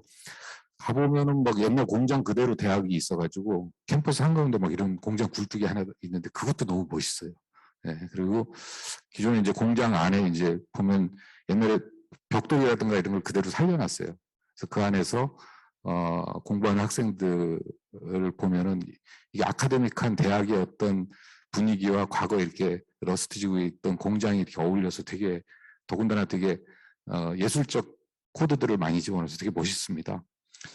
이렇게 젊은이들이 오고 젊은이들이 쉴 수 있는 녹지가 있고 젊은이들이 값싸게 입주할 수 있는 공공임대주택이 있다 보니까 대학이 있고 교육기관이 있고 하다 보니까 아마존 같은 회사가 쑥 들어왔어요. 막 돈 내고 일로 들어오세요 뭐 이렇게 하지 않아도 자기들이 알아서 들어와서 지금은 아마존부터 해가지고 상당히 많은 글로벌 기업들이 그 주변에 자리하고 있습니다. 그래서 골뱅이 22지구 자체가 상당히 과거에 이제 그 러스트 지구였는데 지금은 젊은이들이 뭐 대학과 그 다음에 글로벌 기업과 녹지와 뭐 다양한 이런 아주 도시 활력이 넘치는 부분이 됐고 그 지역 자체가 또 이렇게 뭐 차량 진입이 허가되지 않고 설계 자체를 되게 잘 해놨어요. 그래서 뭐 이렇게 블럭블럭 그 개념으로 해가지고 잘 설계도 돼 있고 그래서 한번 그런 지역도 가보시면 도시를 이제 재생하는데 근데 이제 보니까 우리가 너무 좀 행정적인 부분이 좀 바뀌어야 될 것 같아요. 그 보면은 다른 나라에 그 네덜란드 갔을 때 우리 그 새만금 여기를 잘 알더라고요. 그래서 네덜란드는 이렇게 바다를 메꿔서 영토를 넓히고 그러잖아요. 그래서 제가 궁금해가지고 네덜란드 국회의원한테 물어봤어요. 아니 이거 간척을 하는 데 있어서 도대체 내가 이게 보니까 산이 안 보이던데 어디서 흙을 가져오냐 이렇게 물어봤더니 이 사람들이 맨 처음에 이해를 잘 못하더라고요. 그래서 흙이 왜 필요하냐 저보고 그러더라고요. 그래서 아니 바다를 메꾸려면 어디서 흙을 퍼와야 될 거 아니냐 그랬더니 자기가 안 그런다는 거예요. 물을 뺀다는 거예요. 그냥 물을 빼면 한 20년에서 30년 지나면 대충 이렇게 목초가 자랄 수 있을 정도가 되고 거기에서 뭐 소나 이렇게 양들이 풀을 뜯어 먹을 수 있을 정도는 된다. 그리고 한 50년, 60년 지나면 거기 이제 실제로 땅을 파서 주거지라든가 상업지로 개발을 할 수 있는 그런 땅이 확보된다는 거예요. 그래서 물을 빼고 한 5, 60년 기다리더라고요. 근데 그 과정에서도 쓸모없지 않고 다양하게 녹지라든가 이렇게 활용할 수 있는 그런 계획들이 있는데 야 너무나 친환경적이다. 그리고 영국이라든가 프랑스 같은 데 가서 도시재생하거나 이럴 때 보면은 기간이 그렇게 엄청 깁니다. 막 20년, 30년, 40년, 50년 이렇게 될 정도로 상당히 중장기적으로 하고 있는데 우리는 막 한 3년 이렇게 실제로 이제 문화도시 만드는데 뭐 그나마 문체부는 좀 잘하는 것 같아요. 예비도시 기간도 주고 뭐 이렇게 해서 하는데 국토부에 하는 도시재생 보면 3년 안에 다 해라. 그다음에 계획을 내봐라. 계획을 내는데 사람들이 같이 모여가지고 얘기할 시간도 안 주고 계획 내라고 그러니까 업체에다 줘야죠. 지자체가. 예? 그래서 좀 그럴싸하게 하나 해주세요. 그러면 그거 가지고 뽑아요. 그럼 그 다음부터 이제 사람들 만나서 얘기해야 되는데 이미 업체가 설계한 거에 20% 이상을 바꾸지 못합니다. 왜냐하면 거기에 맞춰서 예산이 나오고 거기에 맞춰서 기성이 금액들이 계속 지출이 되기 때문에 그래서 야 이거는 행정하는 사람 입장에서 이건 퍼블릭 쪽의 잘못이다 이렇게 생각을 하고 있습니다. 그래서 이 부분에 대해서 개선하려고 하는데 어쨌든 도시재생은 사람들 이야기가 제일 중요합니다. 그 도시에 살고 있는 사람들의 이야기가 제일 중요하고 그 사람들을 모아내기도 어렵고 그 사람들의 의견을 모으기도 어렵고 의견을 만들어가고 또 교육도 하고 서로 스터디하고 만들어가는 데도 매우 어렵죠. 그러나 그게 필수입니다. 그게 안 되면 하면 안 돼요. 그래서 그렇게 할 때만이 그 도시가 이제 지속 가능성이 담보되고 오랫동안 이제 살아갈 수 있는 활동력이 담보된다. 이런 말씀 드리고 싶습니다. 이게 뭐 막 두서없이 막 얘기했는데요. 보니까 저희가 4시까지 해야 되는데 지금 16분입니다. 좀 하고 싶은 얘기가 이게 좀 목에 와가지고 하고 싶은 얘기가 너무 많아서 막 이런 것 같은데요. 오늘은 그래도 기본적으로 문화에 대한 개념과 도시에 대한 개념, 그다음에 문화와 도시가 어우러졌을 때 어떤 효과와 어떤 개념들이 생겨나고 실제로 이 문화와 도시 안에서 구성되는 다양한 기술이라든가 가치관, 그다음에 지속 가능성을 확보할 때 있어서는 어떻게 가야 된다 이제 이런 이야기들을 좀 다 아시는 이야기일 것 같지만 그래도 제가 그동안 경험하고 봐왔던 거 중심으로 말씀드렸습니다. 고맙습니다. 네, 지금까지 황희 문화체육부 장관님의 발제였습니다. 문화도시를 주제로 너무 귀한 말씀도 주셨는데요. 나머지 자세한 사항들은 저희가 그 발제를 진행했으니 토론과 함께 나머지 진행하도록 하겠습니다. 그럼 잠시 쉬는 시간 가진 다음에 이어서 행사 진행하도록 하겠습니다. 감사합니다. 여러분 다시 한번 장관님께 큰 박수 부탁드립니다. 오늘 토론 사회를 진행하도록 하겠습니다. 먼저 저희가 연구원이 주최하면서 차를 한 잔 준비를 못해서 죄송하다는 말씀을 드리는데 알고 보니 코로나 때문에 저희들이 할 수 없었던 그런 점이 있었던 것 같습니다. 양해 부탁을 드리고 또 이제 토론을 지금 우리 장관님 일정이 있어가지고 좀 시간이 좀 촉박한 것 같습니다. 하지만 이제 그 시간은 많지 않더라도 주신 말씀을 중심으로 핵심 중심으로 토론을 할 수 있도록 그렇게 하겠습니다. 먼저 저는 장관님 발표를 들으면서 두 가지를 생각을 했습니다. 첫째는 이제 저도 도시를 전공한 사람인데 도시와 문화라는 두 주제를 얘기를 하시면서 어떻게 이렇게 쉽게 말씀을 해주시는가 이런 생각을 했습니다. 제가 오기 전에 도시 행정을 강의를 하고 왔는데 굉장히 창피한 생각이 드는 게 제가 학생들한테 너무 어렵게 얘기하고 있는 게 아닌가 이런 생각이 이제 하나가 들었고 또 한 가지는 도시와 문화를 합쳐서 말씀을 하시니 아까 이제 저희들한테 주신 비유 중에 그 제조업과 네 잠깐 제가 한번 찾아서 말씀을 드리면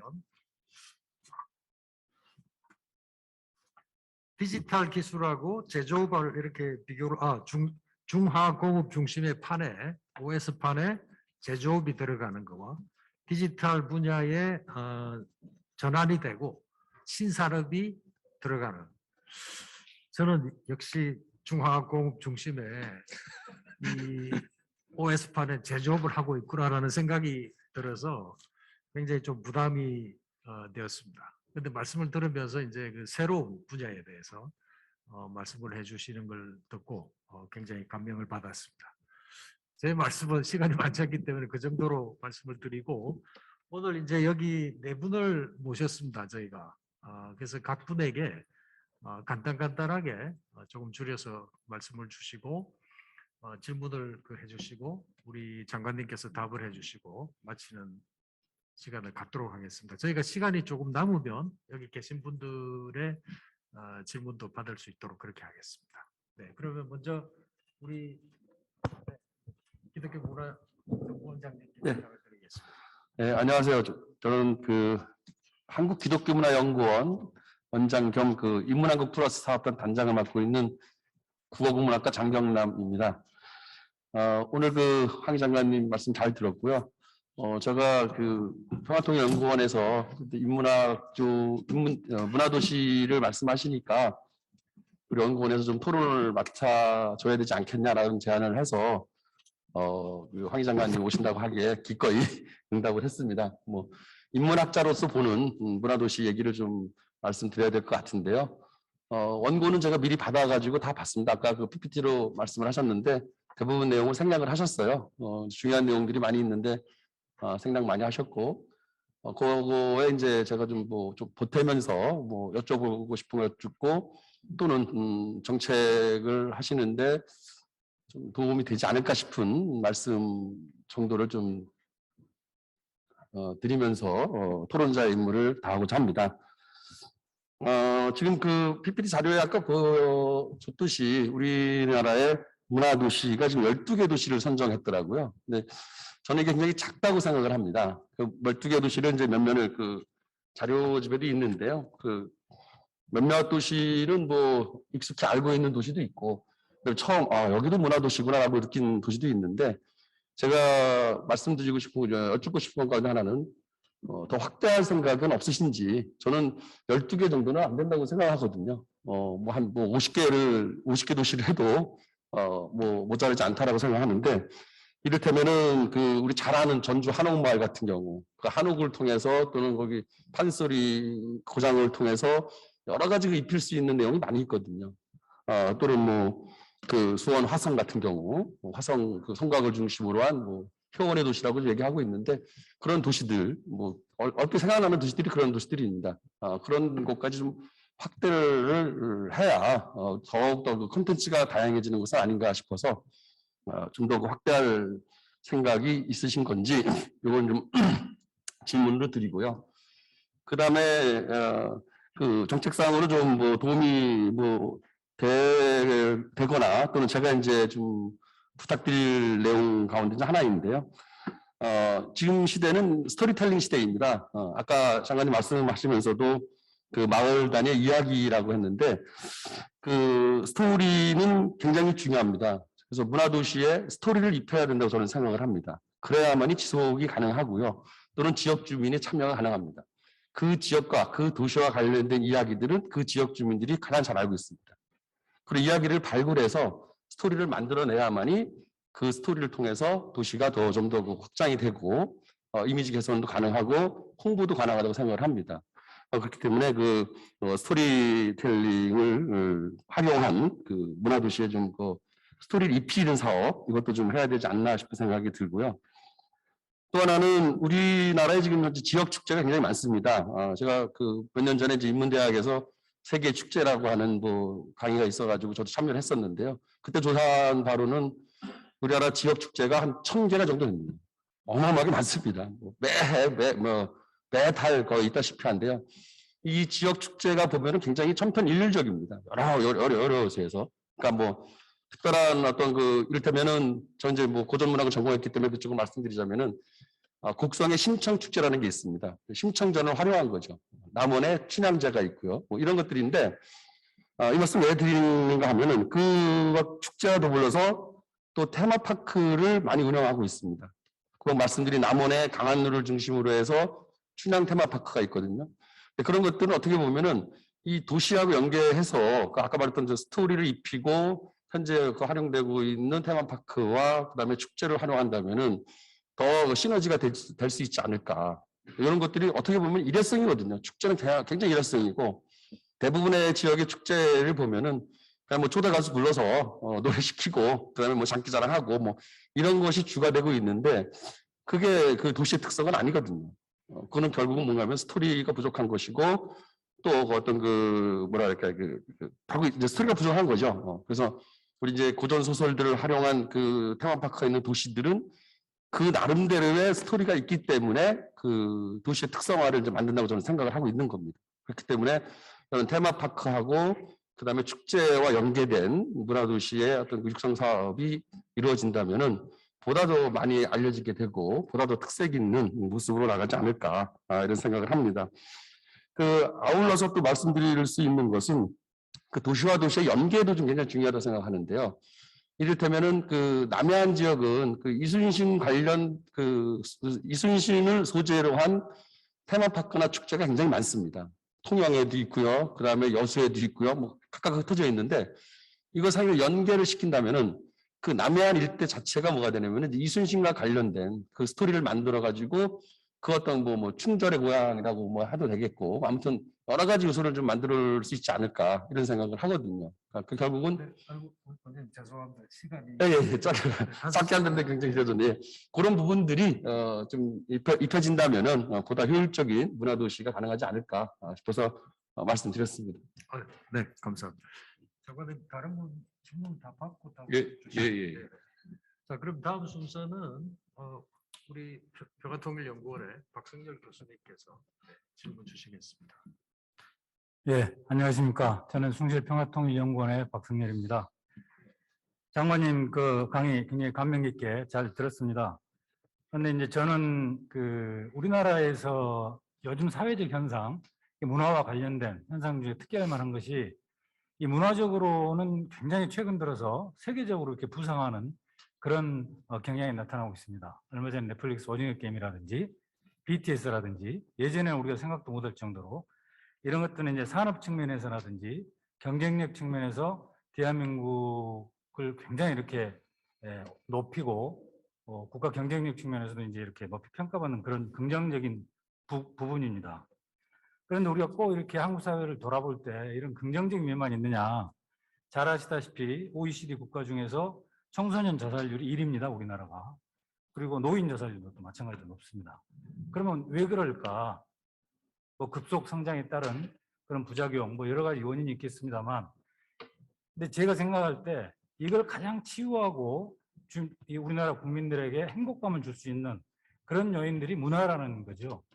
그래서 오늘 이제 장관님께서 강연하신 문화도시도 그 부분과 일맥상통하다고 생각이 되는데, 그래서 저는 우리나라 부처 중에서 제 개인적으로 문화체육관광부가 지금 이 시기에는 가장 중요한 일을 하는 곳이다. 저는 그렇게 생각을 합니다. 그래서 오늘 장관님께서 이제 문화도시 중심으로 강연하셨지만 우리 국민들의 어떤 이 밖으로 나타나는 그런 브라이트 사이드뿐만 아니라 실제로 이렇게 조금 이렇게 이 어두운 부분, 아까 말했던 어떤 청소년들의 그런 자살률이라든지 그런 데서 나타나는 그런 부분들을 치유하고 해소하고 국민들의 행복감을 주는 그런 측면에서 나타나는 또는 전시적인 그런 행정이 아니라 실제로 국민에게 행복감을 줄 수 있는, 치유할 수 있는 그런 문화 행정이 돼야 된다, 그렇게 생각을 하고요.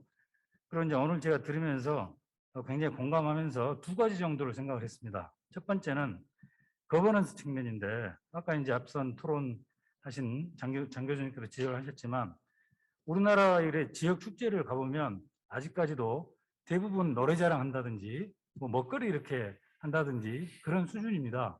근데 그게 이제 뭐 이렇게 이 축제라든가 이런 게 일본처럼 혹은 선용처럼 아까 오스트리아 사례도 나왔습니다만 오랜 세월 동안 정착되지 못한 측면도 있지만, 이게 이제 예를 들어서 제가 옆에서 보면 축제를 이제 하기 위해서 행정 쪽에서 예산을 지원하면 그 지역의 일부 이제 그 행정 쪽 가까운 뭐 주도하는 뭐 그런 사람들, 그런 분들이 주관해서 뭐 가수를 섭외하고 그런 쪽으로 흐르고 정작 주민들은 소외되는 그런 양상을 좀 보입니다. 그래서 이 거버넌스 측면에서 앞으로는 갈수록 실제로 많은 주민들이 뭘 바라고 그 축제에 있어서 혹은 문화를 향유하는 데 있어서 그런 부분들을 행정 쪽에서 잘 생각을 하셔가지고 그 지역의 일부 여론 주도층이라든지 그런 사람들 위주로 흘러가는 축제가 아닌 정말로 많은 주민들이 좋아하고 그 행사를 함으로써 즐기고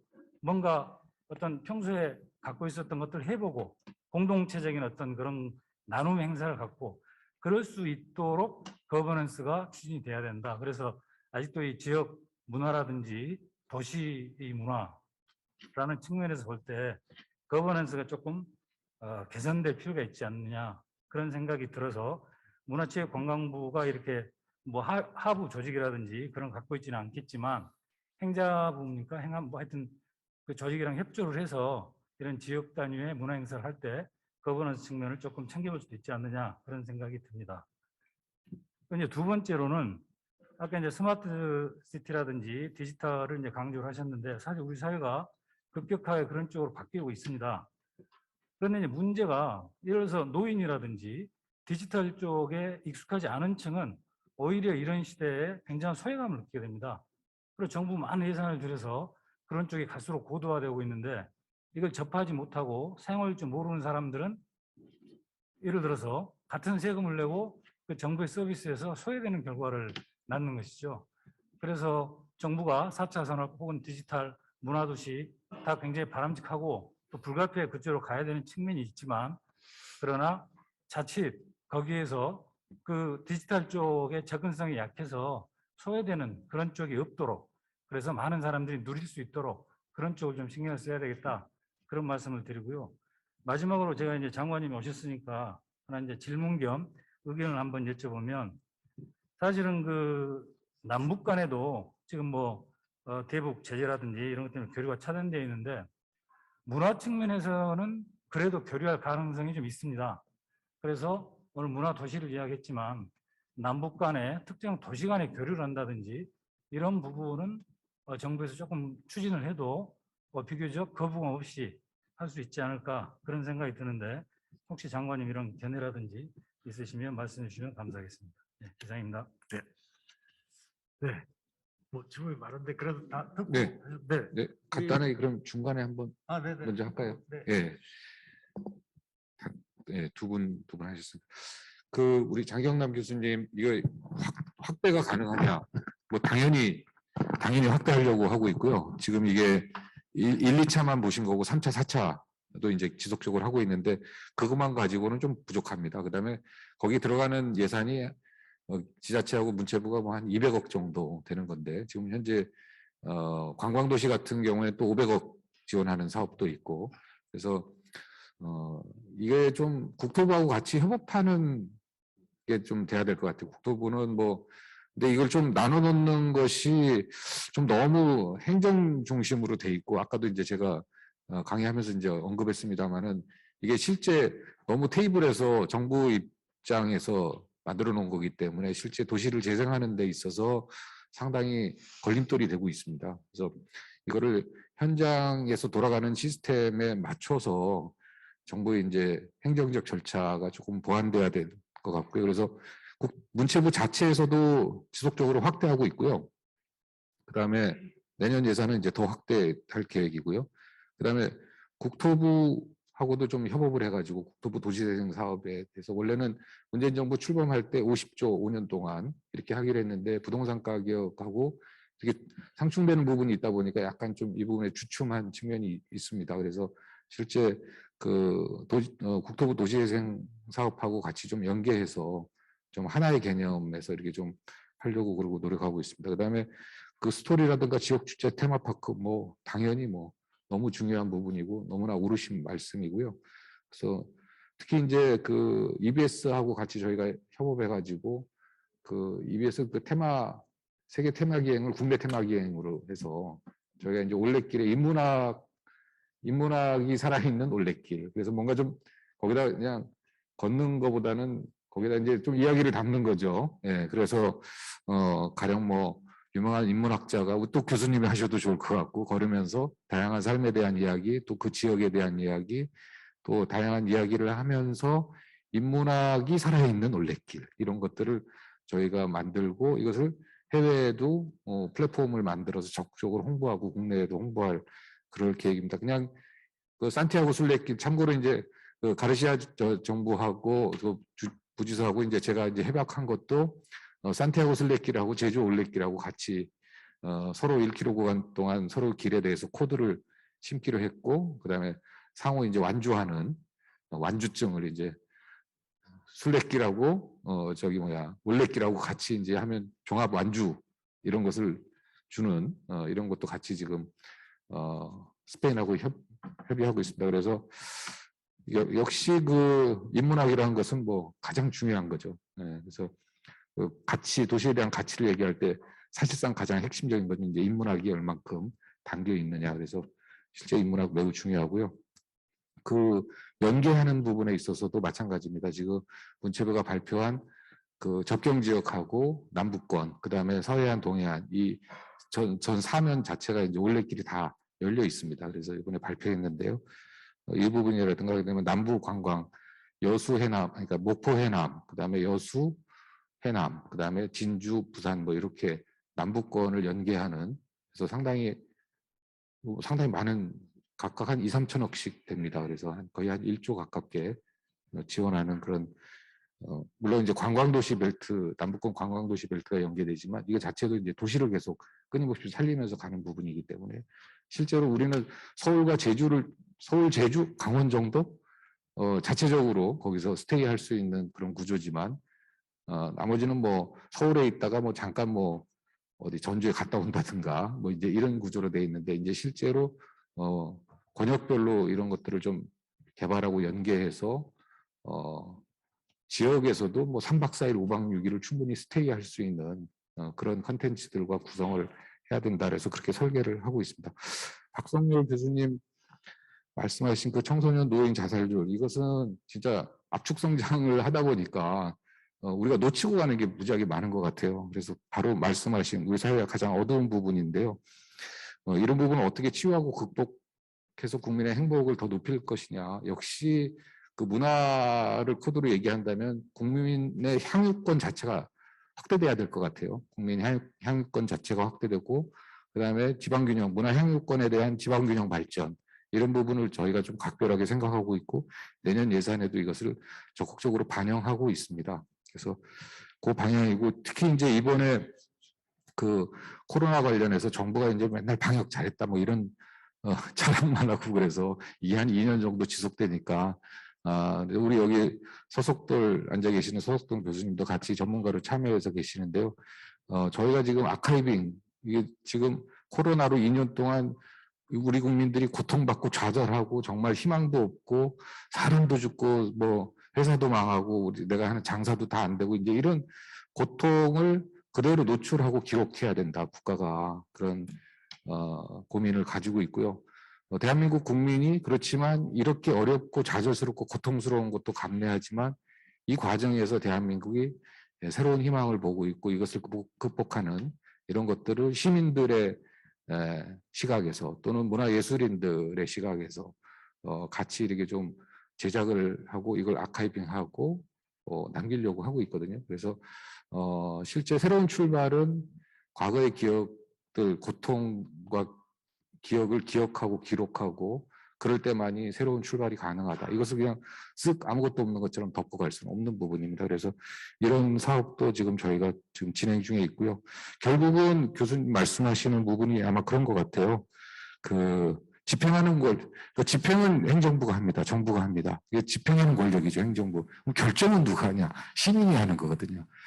그런데 이제 행정부가 다소 좀 지나치게 결정도 하고 집행도 하는 그 두 가지 권력을 모두 하니까 그럼 주권자는 뭐를 하는 거냐 이제 이런 거버넌스의 문제가 있습니다. 이걸 개선되고 있다고 봅니다. 그래서 철저하게 정부는 집행하는 권력으로서 존재해야 되고 이것을 결정해 주는 것은 결국 시민이 하고 시민을 대변하는 의회가 하고 이렇게 해야 되는데 정부의 차이가 좀 있는 것 같아요. 그래서 이런 것들을 간극을 좁히고 제자리를 찾기 위한 아무래도 행정이 조금 더 해야죠. 행정이 디테일하면 디테일할수록 이게 약간 좀 안 맞는 게 많습니다. 그래서 우리 문체부가 흔히 얘기하는 게 이제 지원은 하되 간섭은 하지 않는다. 이제 이런 기조로 가고 있는데 이런 부분으로 좀 전환돼야 된다고 생각하고요. 디지털 소외감 느끼는 계층에 대해서는 특히 이번에 노인들에 대해서 정부도 이 부분에 대해서 정확하게 인식을 하고 있고 개선이라든가 보완하는 부분들이 항상 준비되고 있습니다. 그래서 같이 동시에 추진되고 있고요. 다만 제가 개인적으로 봤을 때 이번에 그 비대면 교육, 학교 가지 않고 집에서 하는데 이 디바이스라든가 이런 것들에 대해서 상당히 불평등하고 그러더라고요. 그래서 공간 부분도 그렇고 조금 좀 잘 사는 집 아이들은 정말 쾌적한 공간에서 큰 컴퓨터를 갖다 놓고 상당히 좋은 환경에서 수업을 받는데 그렇지 못한 아이들은 보면은 뭐 조그만 핸드폰 가지고 뭐 냉장고 옆에서 부엌에서 이렇게 어두운 데서 이렇게 수업을 하는 거를 보고 그다음에 그것도 뭐 막 시끄럽고 방도 없으니까 뭐 같이 하고 있어 매우 이게 열악하다. 비대면 교육 자체가 특히 우리 아이들 교육에 있어서 매우 불평등하다. 근데 교육부에서 이런 디바이스를 같이 공유하는 부분들은 이제 많이 개선되고 했는데 그럼에도 불구하고 이런 기술이 고도화되고 비대면 시대가 치면서 이 환경에 대한 불평등 이게 지속화되고 오래되면은 상당한 차이를 또 보일 수가 있거든요. 그래서 이런 부분들을 우리 사회가 어떻게 극복할 것이냐라는 부분에 대해서 정부도 고민하고 있습니다. 아울러서 고민하고 있고 이제 디바이스 자체를 이제 나눠주고 이런 부분에 있어서는 교육부가 잘 준비하고 있습니다. 남북문화 교류 측면은 이것은 이제 지금 약간 화해 무드가 예를 들어서 종전선언을 대통령께서 지난 유엔 총회에서 언급하니까 북한의 김여정이 매우 신선하고 뭐 흥미있다라는 반응이 있었고 매우 긍정적인 반응이 있었고 미국 국무부 장관도 뭐 남북 간의 종전선언은 매우 의미 있는 거다라고 매우 긍정적인 기조들이 남북 미국이 이제 같이 쏟아내고 있습니다. 다만 이제 기존 그 관성적으로 저희가 남북 대화가 중단된 이전 시점에 보면은 삼중 제재 체제입니다. 미국이 제재를 하고 있고 대한민국이 또 북한에 대해서 제재를 하고 있고 유엔이 또 제재가 있습니다. 이 삼중 제재 구조라서 예를 들어서 우리가 북한에다가 북한의 어떤 신선한 공기를 하고 뭐 미세먼지를 줄이기 위해서 나무를 심어준다. 나무까지 주는 건 괜찮아요. 근데 그 나무를 싣고 가는 트럭을 가져가거나 거기다 포크레인을 싣고 가면은 그건 제재 위반입니다. 예를 들어서 미술 전시회를 해도 제재 이전의 미술품을 전시하는 건 괜찮은데 그 이후에 하는 것. 그래서 실제 도시간 교류하는데 현재 약간 느낌은 과거 같지는 않아요. 트럼프 행정부처럼 그렇게 막 강력한 제재를 하는 그런 드라이브를 하는 그런 분위기는 아니지만 이게 뭐 얼렁뚱땅하면 이렇게 좀 넘어갈 수도 있는 분위기인데 그렇지만 삼중으로 이제 제재가 쌓여 있는 거기 때문에 이 부분에 있어서는 좀 이게 지켜갈 수밖에 없는 부분이고 결국은 이런 제재들이 조금 풀리면 얼마든지 도시 간의 교류라든가 아니 북한이 어떻게 생각할지 모르겠습니다만은 다양한 민간 차원에서 교류는 추진할 의지도 매우 높고요. 네, 그렇게 할 준비도 되어 있습니다. 네, 네. 그래서 시간이 많지 않기 때문에 우리 두 분의 역량을 믿습니다. 우리 하충의 목사님하고 전수미 교수님 질문을 간단히 이렇게 주시고 우리 장관님 마무리할 수 있도록 이렇게 해주시면 좋을 것 같습니다. 5시쯤 되면 나가셔야 된다고. 네, 간단한 질문 드리도록 하겠습니다. 이 DMZ의 평화 생태 그 관광 또는 이제 벨트를 정책으로 늘 듣고 있는데 정말 이 지역에 세계 젊은이들이 생태와 그 평화의 주제로 연구하기 위해서 찾아오는 지역 또 앞으로 개성공단의 그 제조업 중심이었다면 장관님 발표대로 디지털리제이션 된 DMZ 그 근처 지역에 이러한 그 문화가 형성이 되도록 준비해 놓으면 향후 남북교류 협력 시대에 준비되는 것이 아니겠는가 이렇게 생각이 됩니다. 특히 이제 파주 지역에 저는 자주 갔다 왔다 하다 보면 그 고려 조선의 거의 1000년에 가까운 그 문화들이 있는데 그 끝의 콘텐츠라고 얘기를 할 때 그것을 매듭을 짓고 또 미래의 그 통일 시대 남북 교류 협력 시대로 새로운 출발이 될 수 있는 그런 굉장한 중요한 지역으로 생각이 됩니다.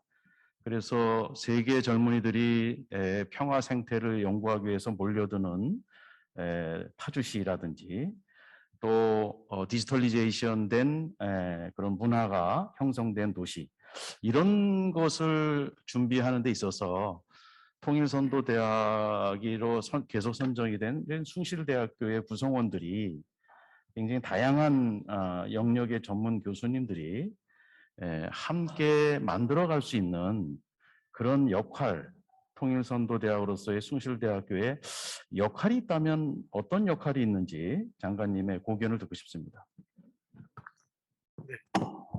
네, 조 교수님. 네, 시간이 없어서 질문만 드리도록 하겠습니다. 먼저 귀한 발제 너무 감사합니다. 많이 배웠습니다. 그 첫 번째 말씀하신 게 주민 참여가 굉장히 도시, 문화도시 개발에 지금 결여되어 있는 측면이 있다라고 하셨는데 혹시 장관님께서 생각하시는 좀 더 그 어떤 관료제 프로세스라든가 이제 그 부처의 여러 가지 행정적인 시스템에서 이런 주민 참여를 증대시키고 효율성을 증대시킬 수 있는 방안에 대해서 있으시면 고견 나눠주시면 감사할 것 같습니다.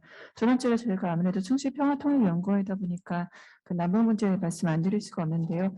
대표적으로 북한은 도시로 거론되는 게 평양시와 개성시이고 개성시 같은 경우가 바로 오늘 말씀하셨던 문화도시 중에서 경제, 관광, 특구로 남북한이 같이 개발하기로 약속한 곳이고 실제로 이제 공단과 신도시 개발에 대해서 1단계까지 진행이 된 것으로 알고 있습니다.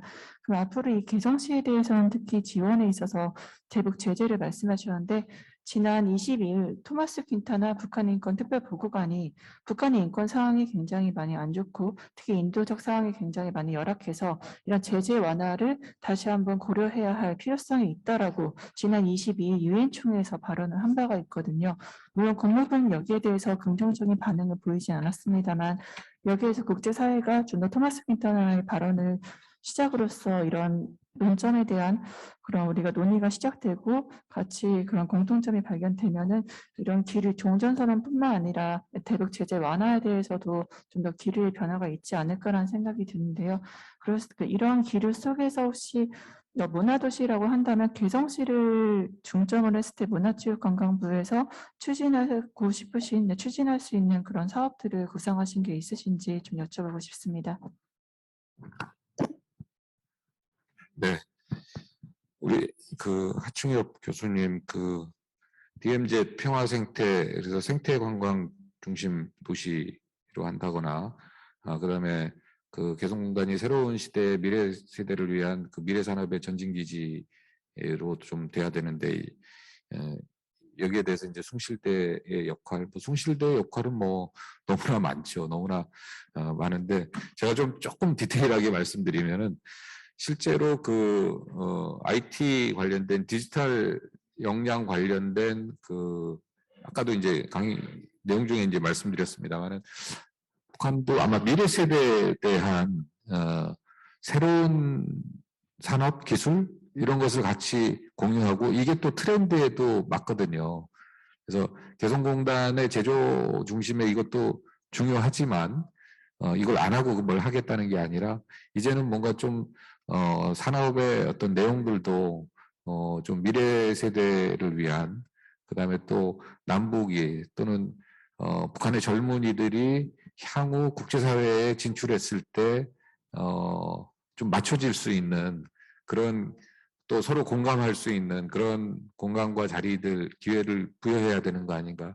예를 들어서 중국 같은 경우는 물론 중국의 자본주의는 계속 존재해 왔었죠. 사회주의를 계속 걷더라도 그러니까 그 중국 술 이런 거 계속 지금 하고 있었잖아요. 그래서 약간 자본주의적 성격이라든가 물론 인민대회를 통해서 사유재산을 공식화한 건 있지만 그 전에 이미 사회주의지만은 그 안에 그 자본주의적 성격들이 상당히 내재되어 있었던 거는 사실이고요. 그다음에 한 10,000명 이상의 미국과 유럽에서 자본주의 시장을 공부했던 그런 자원들이 이미 중국은 확보되어 있는 상태였습니다. 그러다 보니까 80년대 개방을 하면서 이들의 역할이 매우 커졌고 이들이 중국의 큰 시장과 자본시장을 견인하는데 매우 큰 역할을 했는데 북한은 없습니다. 현재 제가 알고 있기로는.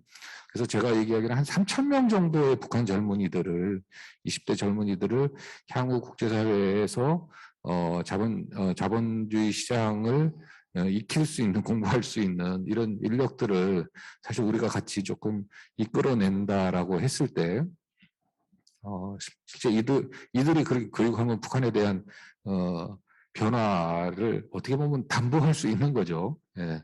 그래서 그런 그 북한의 미래 세대를 우리가 이제 학교 기관이니까 학교 법인이니까 또 이제 평양에서 처음 출발을 했던 그런 대학이기 때문에 이런 부분들에 있어서 또 더군다나 미래 산업에 매우 장점을 가지고 있고 평양에서 출발했다라는 그런 그런 공통점도 있고 이런 것들을 하면 이거는 숭실대밖에 역할을 못하는 거 아니냐라는 생각을 하고 있습니다. 그래서 이런 부분들에 대해서 학교가 조금 적극적으로 나서고 아이디어도 내고 그러면 정부도 통일부도 얼마든지 할 수 있고요. 그 다음에 숭실대가 가지고 있는 또 하나의 힘은 교회입니다. 지금 미국의 조야를 그 정치 권력을 움직이는 두 세력이 있는데 제가 보면은 두 세력이 이제 하나 미국을 건국한 세력하고 딱 맞습니다. 뭐냐면은 하나가 기업가 그룹입니다. 네. 미국의 어떤 자본을 중심으로 한 자본주의를 쭉 시장 경제를 끌고 가고 있는 기업가 그룹이 상당히 그 미국을 리딩하고 있고요. 두 번째가 목회자 그룹입니다. 예, 청교도의 정신을 가지고 건국한 나라이기 때문에 그래서 기업가 그룹은 전면에 나서 있고 목회자 그룹은 약간 좀 백단에 있는 것 같은 느낌입니다만 실제로 크고 작은 막강한 영향력을 비추고 그리고 상원 의원님들 중에 목사님이 실제로 많이 계십니다. 그래서 이런 부분들을 특히 이제 미국의 보수교단을 좀 견인할 수 있는 그런 역할은 결국 숭실대학교의 어마어마한 교회 네트워크를 통해서 좀 가능하지 않을까. 그래서 이 두 개가 연계된다 그러면 남북 간의 소통을 하는 데 있어서 학교의 역할이 매우 클 것이다. 저는 이렇게 생각을 하고 있습니다. 그래서 그런 역할을 좀 저도 기대하고 좀 당부드리고 싶고요. 전수미 교수님이 말씀하신 주민참여 방안은 뭐 요즘은 이제 많이 되고 있어요. 결국은 이제 주민들한테 모이세요 그러면 안 모입니다. 맨날 그 동네에서 정치하고 누구 지지하고 뭐 구청장 만들고 국회의원 만들었던 사람들만 우르르 모이고 맨날 그 사람들 눈에 맨날 행사 때 보이는 사람들인데 이거를 어떻게 그냥 이거와 무관하게 정말 우리 생활 속에 살고 있는 이 사람들을 어떻게 끄집어내느냐가 가장 중요하거든요. 노력이 필요합니다. 그래서 다양한 그 단체와 이 그룹들을 플랫폼화 시키는 작업이 매우 중요하고요. 그래서 이런 부분들에 있어서의 뭐 노력이라든가 방향성에 대해서는 너무나 자명하니까 이제 이런 노력이 반드시 담보되고 또 행정부가 지자체가 이런 진정성을 가지고 있을 때 주민들이 이제 충분히 하는 거죠. 그래서 요즘은 뭐 공원 하나 개보수하는데도 그냥 하면은 왜 네 맘대로 하냐 이래 버리거든요. 항상 주민 설명회를 하고 해야 되는데 요즘 분위기도 많이 익었습니다. 그래서 이런 부분이 있고요. 그다음에 이제 개성시하고 이런 제재 완화 뭐 이런 얘기하는데 북한은 가령 이제 미국이 제재를 완화시켜 줄 테니까 핵을 어떻게 좀 거둘 수 있냐 이런 식으로 접근하면 북한이 아마 거부할 겁니다. 그러니까 북한과 미국이 서로 결렬됐던 이유가 서로 그 랭귀지가 좀 달라요. 가령 미국 입장에서는 제재를 걷어줄 테니까 핵을 빼라 이제 이런 주장이고 북한 입장에서는 뭔 소리냐 체제를 보장해 달라 체제를 보장하면은 핵을 빼겠다. 그럼 그 과정에 있어서 오케이 체제 보장 핵 뺄게 이러면은 핵 빼는 사람이 손해일 거 아닙니까? 말을 뒤집을 수가 있으니까. 그래서 이런 부분들은 좀 시간을 거쳐서 할 수 있다. 가령 이제 뭐 어느 정도 우리가 뭐 영변 핵시설 폭파하고 파괴하면 뭐 조금 완화해주고, 그다음에 핵물질 핵시설 거두면 완화해주고, 그다음에 뭐 나중에 핵탄두 현재 만들었던 것까지 다 걷어가면 또 완벽하게 완화해주고 이런 어떤 과정을 통해서 신뢰를 확보하려는 느낌을 많이 받았어요. 이게 하루아침에 사인해가지고 오케이 뭐 보장 체제 보장 그다음에 왜냐하면 이게 그럼 이제 북한이 그 신뢰가 떨어진다는 거죠. 그래서 충분히 북한은 저는 그 핵을 없앨 수 있다라는 그런 강한 의지가 저는 있다고 항상 생각하고 있습니다. 왜냐하면은 뭐 핵을 가지고 있는 이유 자체가 생존을 위한 거고, 지금 현재는 그 생존의 수단이 국제사회로 편입이 되면 얼마든지 핵은 필요 없다라는 그런 의지가 있을 것 같고요. 그다음에 특히 이제 시진핑 주석이라든가 푸틴 대통령이 매우 이제 장기적으로 이제 집권 체제가 구축되는 걸 보고 북한도 생각이 많이 변했다. 자본주의 시장에 편입되다 하더라도 체제를 유지하는 데는 큰 문제가 없겠다라는 자신감, 그 다음에 군부를 장악한 자신감, 이렇게 해외를 막 나갔다 들어왔다. 그리고 이제 무슨 문제 있을 때마다 계속 존재감을 드러내는 것 자체가 그 실제 자기 체제를 유지하고 장악한 거에 대한 상당한 자신감을 표현이거든요. 그래서 이런 부분에 있어서는 제재 완화보다는 오히려 체제 보장에 힘이 실려 있기 때문에 북한을 설득할 때 있어서는 체제 보장을 위한 시간표와 준비들이 마련되면 그 제재 완화는 그 체제 보장 속에 이미 다 포괄되어 있는 부분이기 때문에 그래서 이 부분에 있어서는 이제 좀 그런 식으로 좀 접근해야 되는 거 아닌가, 이제 그렇게 최근 한 4년간 남북미 관계를 이렇게 하면서 느낀 점입니다. 네. 네, 감사합니다. 시간에 쫓기면서 또 좋은 질문과 또 아주 자세하고 구체적이고 좋은 답을 해 주셨습니다. 자, 그러면 이것으로 저희 52회 숭실평화통일 포럼을 마치도록 하겠습니다. 지금까지 발표를 해주신 장관님과 또 질문하고 토론을 해주신 여러분들께 큰 박수로 감사를 표시해 드립니다.